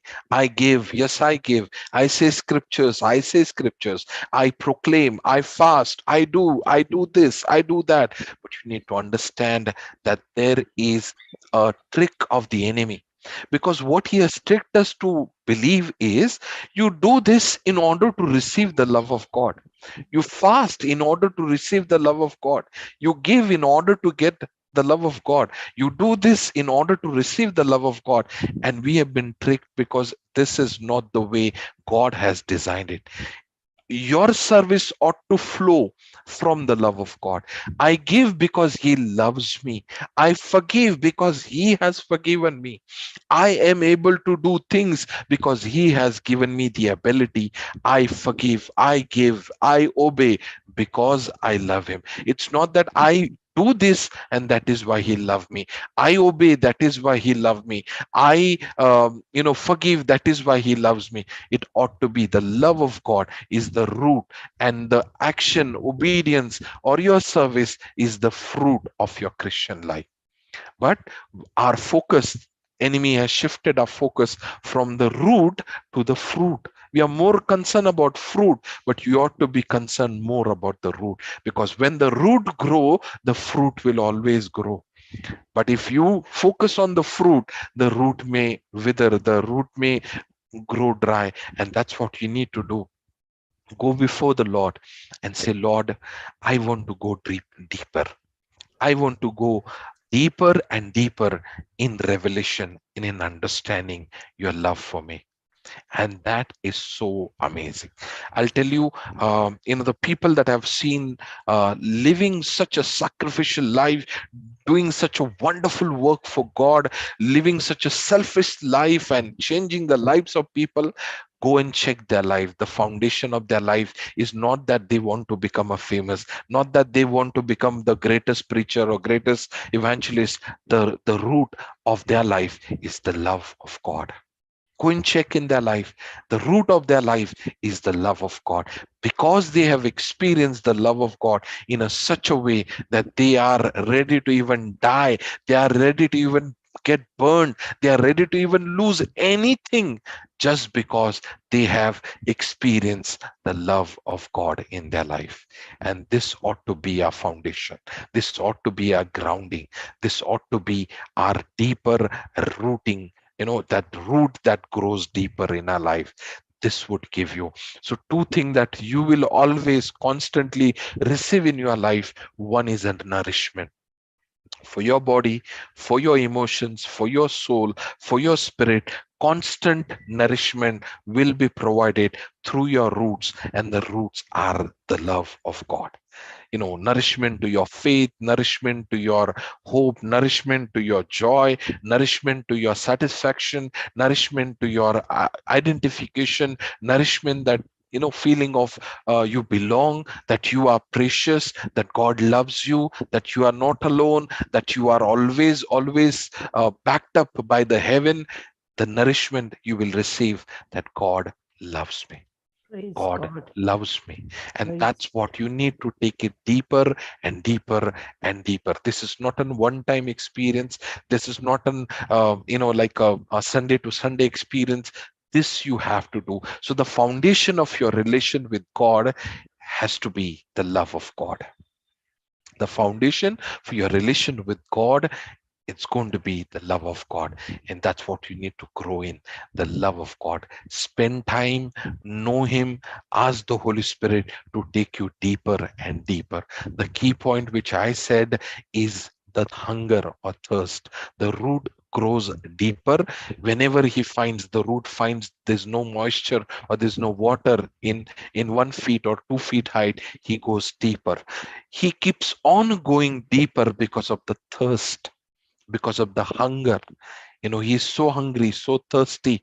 Not even one day he'll say, okay, let me be here in the same place, even though there is no nourishment, there is no moisture, there's no water. No, he keeps growing. And that thirst, can you imagine? It is so hard, meaning that soil is so hard. There are so many hindrances that root is facing at that moment. There are so many things that are hindering that root. If you see the right at the what you call, right at the bottom, like right where the root ends, it's very, very tender. It's not as strong as where it starts. Right at the end of the root, if you see, it's very tender, soft green or yellowish type, but it crosses through all the hindrances. It goes through, it penetrates through everything that hinders, just because of that thirst. Wow, what if we had a Christian life like this? Constant thirst. for relation and the love of God. Going through all the hindrances, going through all the barriers that are coming our way, going deeper and deeper, constantly searching, constantly longing for that love that God has for us in abundance. Wow, what a wonderful Christian life would that be. And what a relation that we would be carrying when we are constantly getting rooted and grounded in love. And the comprehension that we would have is your very own personal experience. You will never relate with my experience. You will never understand what I'm trying to say. When I say God loves me and when I cry, you will never be able to comprehend why I'm crying. Why is he crying all the time? Why is he crying all the time? Because you will never be able to comprehend the love that I have experienced of God. You have to have your own comprehension, your very own experience and revelation of God's love. And that your very own experience and revelation of the love of God will give you nourishment and strength and stability and confidence and growth in faith when you will have that in your life. Three things you hear here. I mean, you can see here, the love of God is shed abroad. It is poured. It's 100% given to you in your heart. So your heart is the container.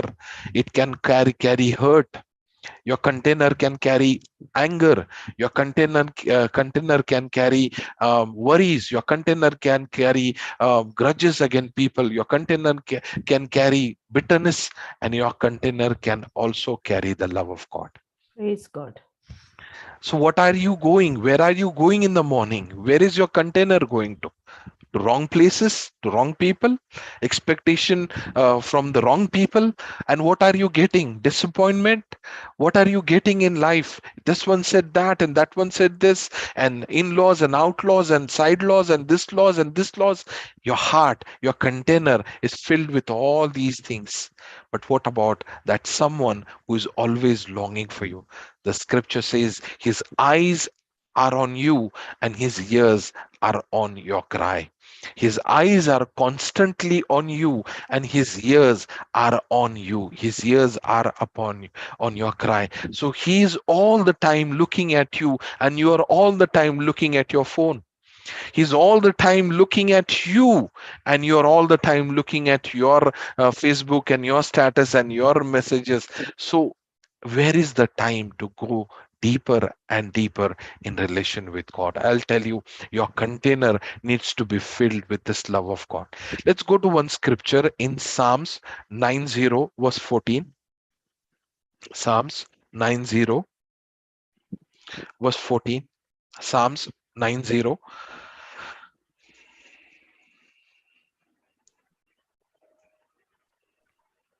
verse 14.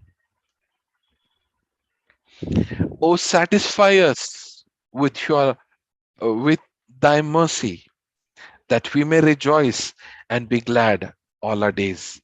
So if I have to paraphrase or simplify this, I would say, oh God, fill a container with your love in the morning, Praise so that God. we will rejoice and be glad all our days. Because Thank if you. our container is not filled with your love, then there are so many things waiting to fill our container. There are worries, prices of gases are going up, and there's a lot of things that are going on, and there are so many bad news that we hear, and all the bad news that we hear in news. The container, those things are just waiting to go into your container. It says, satisfy us early with your mercy. It says, satisfy us in KJV, satisfy us with your love in the morning, that we may rejoice and be glad all our days. And I'll tell you, this is a key for your spiritual life. This is a key for your service. This is a key for walking in faith, growing in faith, operating in faith, seeing the manifestation of faith, the love of God, knowing the love of God. One more thing, when you think about a sap, about a branch. Suppose if I break a small branch from a tree, a small one, and I break it, okay, a very small, like even smaller than my last finger, okay. When I break that, okay, as soon as I break it, when I try to push put pressure on it, it will bend. Okay, so as soon as I break it from the tree, when I try to put the pressure on it, it will bend. You know why it is bending? Because that branch is full of sap. But the moment I let that branch dry for, let's say, 2 weeks, and now I put the same amount of pressure on that same branch, it will start making noise. And after some time, it will start cracking and it will start breaking. Now, most of us are going through pressure, but there is one person cracking and breaking. The reason is because that person, not because I have less problem in my life, not because I'm not going through anything in life. The only difference one person breaking and cracking is because there is less sap in your life. The less sap is the love of God. So when you have the love of God, you can take the pressure. It will not break you, it will not crack you, because you are filled with the sap, the love of God. So even if the enemy is putting pressure on you, you can still bend, but it will not be able to break you. You will not be.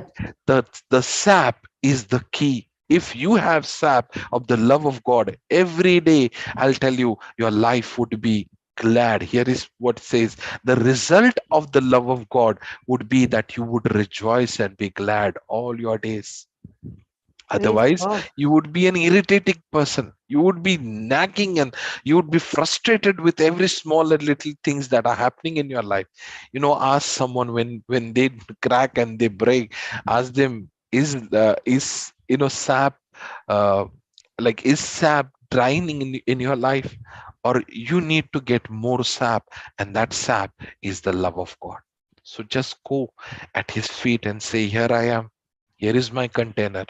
Fill with your love. Holy Spirit, you reveal. Because I'll tell you, your comprehension, your knowledge about God is the key for every result, every manifestation, every answered prayer in your life. Like sister who was taking the revision, the topic was eternal life. Eternal life meaning knowing God. And the best way to know God is to know his nature. And God is love. Knowing God, how much he loves you. Knowing God, that he will go to any extreme, that he would go to any extent to save you, to help you, to protect you, to provide for you. He will die, he will take shame, he will go through suffering, he will take anything just to provide for you, just to heal you, just to bring you back. He will take risk, he will sell off everything just to bring you back. He will go to any extreme just to help you, to provide you, to bless you. He would go to any extreme. He would go to any extreme level. So you need to understand that you need to grow. You need to get rooted. You need to get grounded. You need to comprehend. And the fourth thing that we read there was to know. Knowing is not just knowing in mind. It's not just understanding or getting the explanation, but knowing is an intimate relation. That knowing was mainly used in Hebrew language when a man knew, or Adam knew his wife. So husband and wife, when they come together in relation, that's when it says Adam knew his wife. So that knowing is that intimate, close relation between the husband and wife. So in the same way, it's the love of God that you have to know it. And this will help you to give. This will help you to serve. This will help you to read the word. This will help you to grow in the plan and the will of God. This will, working for God, serving God, helping someone, being like, walking in the nature of God would be much easier than to do it on your own when you are filled, rooted, grounded in the love of God. And what the Lord spoke to me, and he says, son, I want you to do one thing. I want you to bring your container every day and ask me to fill you with this love. So because when I'm filled with his love, when my branch, me as a branch, I'm full of sap, I will not be cracking, I will not be breaking, but I would be rejoicing and I would be glad, because I am full of sap of the love of God.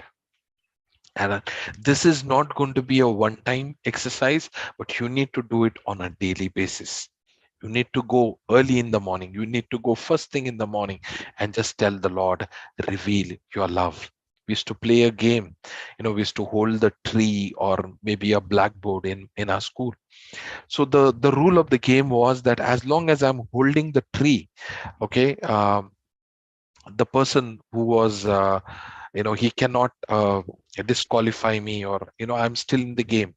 But the moment I move away from that tree or that blackboard in our school, the moment I am like away from it, he would try to come and catch me, and that's how I would get out. Okay, so in the same way, as long as you are closer to the love of God, the enemy cannot out you. He cannot disqualify you. None of his trick will work in your life. He cannot bring anything in your life as long as you are closer, walking, growing, getting rooted in the love.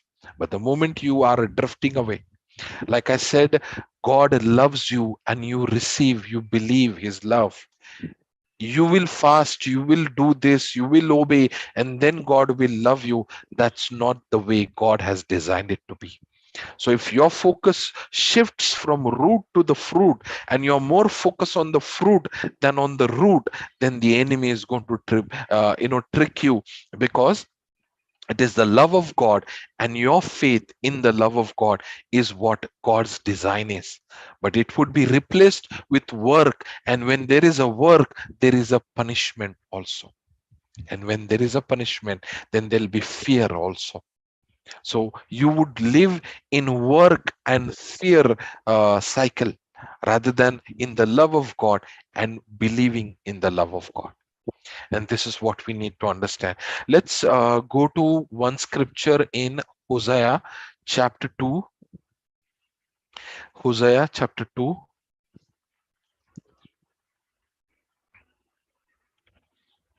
verse 14 onwards. Hosea would be after Daniel. Yeah.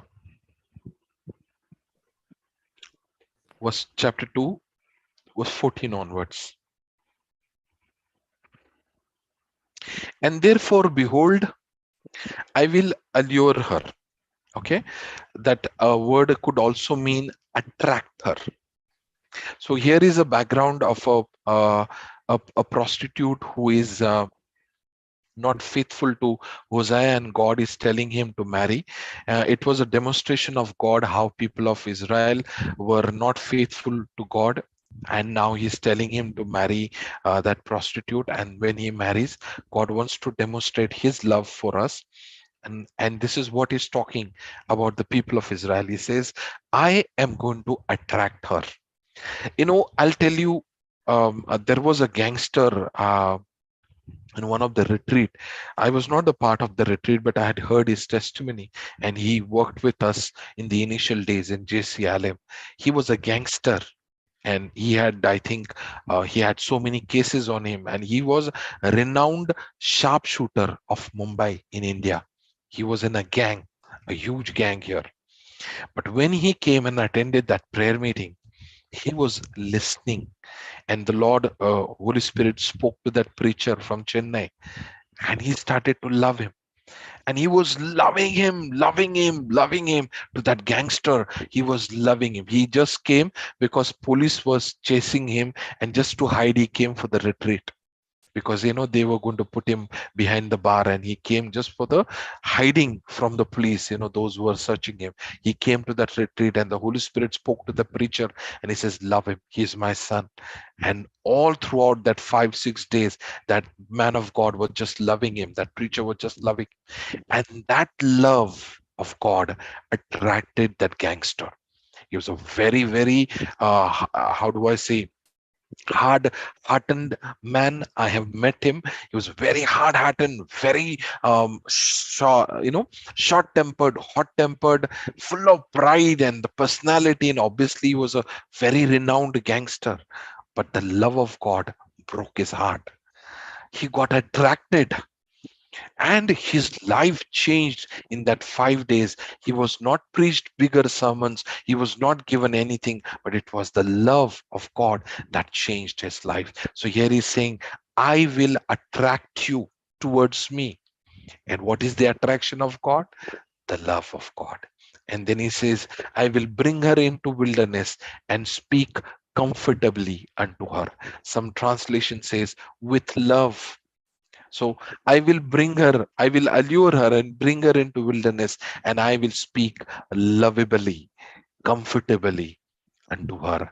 And that's what the relation with God is, when he attracts you with his love, when you are one-on-one with him, one-on-one with him. And second, when he speaks comfortably to you. He speaks not about you, he does not speak to someone about you, but he speaks to you.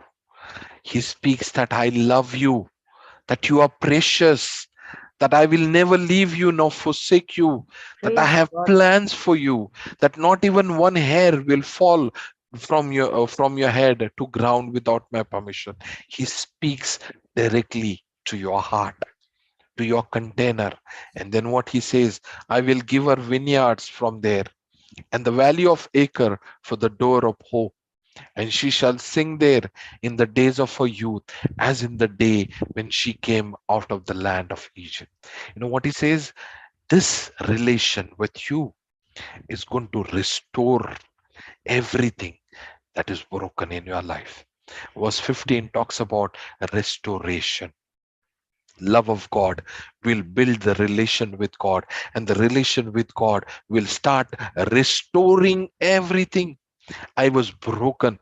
My life was mess. I was full of pride. I was full of arrogance. I was full of rebellion nature.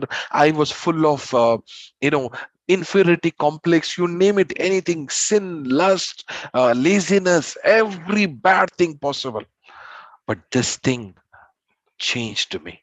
That relation with God, that closer, intimate relation with God started building me, started rebuilding me, started to restore everything that I had lost. I started to restore. I lost my career. I studied till 10th, failed 4 times. I could not study anymore. I said the last time I want to give a try, otherwise I'm not going to appear anymore. The 4th time I already failed. 5th time I attempted, and it was by God's grace, his mercy that I passed.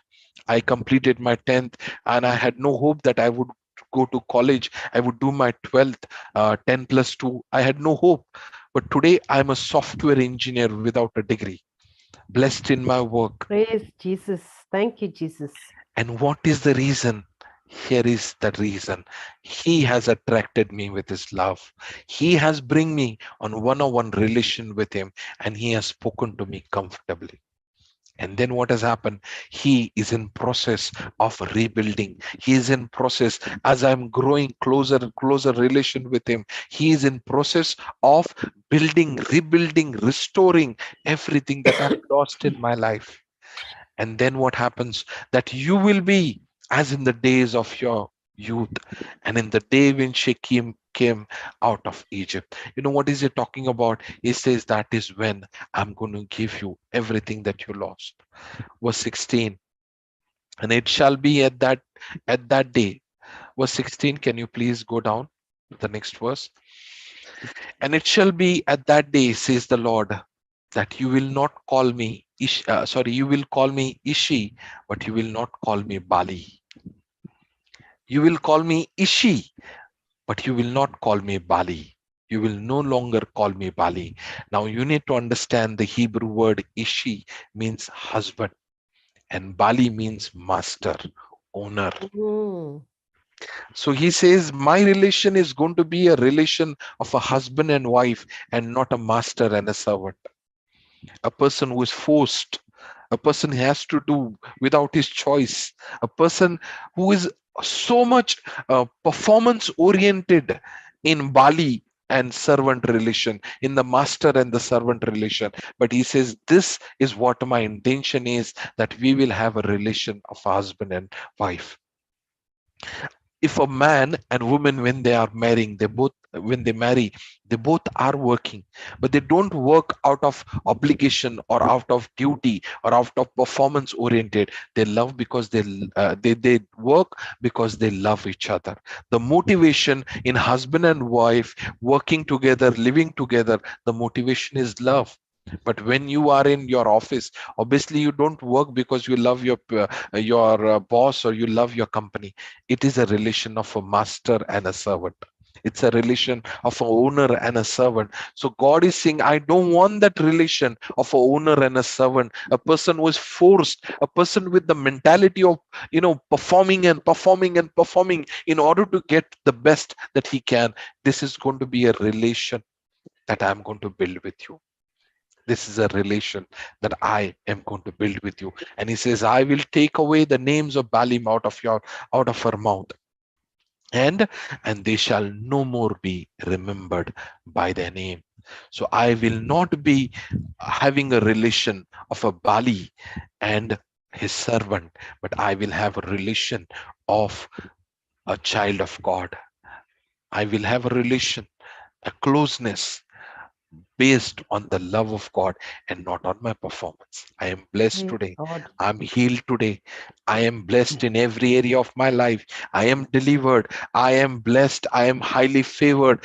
God protects me. He provides for all my needs, not because I have been performing well. I have been doing all my things. He is blessing me, protecting me, guiding me, delivering me, not because I have done everything perfectly. It's because He loves me. Praise Because God. He loves me. The foundation of your life and the foundation of your relation has to be the love of God. Knowing the love of God, growing in the love of God, growing rooted and grounded in the love of God. I'll tell you, your container needs to be always filled with the love of God. There are so many things that are there in your container right now. So many things. That container has to have the love of God. And that would be the motivation for your service, for your giving, for your obedience. And this is the best faith life that you can imagine. Praise the Lord. Let's go to verse 18. And in that day will I make a covenant for them with the beast of the field and with the fowls of the heaven and with the creeping things of the ground. I will break the bow and sword. Can you go down and read verse 19? I will betroth thee unto me forever. Yeah, I will betroth thee unto me in righteousness and in judgment and in loving kindness and in mercies. Praise And I will even betroth thee unto me in faithfulness, and thou shalt know the Lord. Amen. Wow, Praise God. wow. I know the love of God. I've heard about it. I've preached about it. But there is depth, there is width, there is height, there is length. Let's go deeper. Let's understand it. Let's comprehend it. Let's go walk with the Holy Spirit and tell Him, Lord, take me deeper. Take me deeper. Because my container is empty. My container is making noise nowadays. My branch is without sap. I'm drying out of sap. And that's why I'm making noise. That's why I'm cracking. That's why I'm breaking. The reason is because there is sap is going, drying out of your life. It's not a beginner's topic. It's not a topic that everybody knows. It's not a beginner's topic. This is a foundation of our Christian life. This is our day-to-day activity. We cannot live without this. We cannot survive without this. We cannot obey God. We cannot walk in love with God. We cannot do the service of God. We cannot be in the ministry without doing this.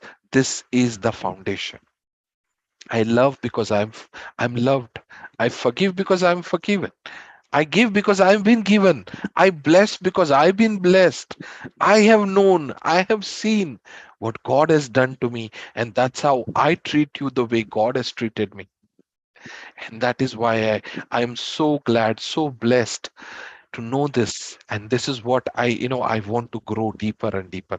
How much time do I have more? sister? It's another 15 minutes is okay, brother. Okay. Are we already crossed the time? Yeah, it's 6:30 already for me. So Okay. what about other sisters? Yeah, you can, yeah, it should be okay. Or you, So beautiful. Don't even feel like stopping. I mean, I'm crying as I'm talking I actually. know, yes. So awesome. Okay, so let's Okay, so how about Huh? we continue next time, brother? Yeah, next Yeah, in Sunday. that way you will call me definitely. I would like to stop then in that case. Yeah, okay. Yes, yeah, I will.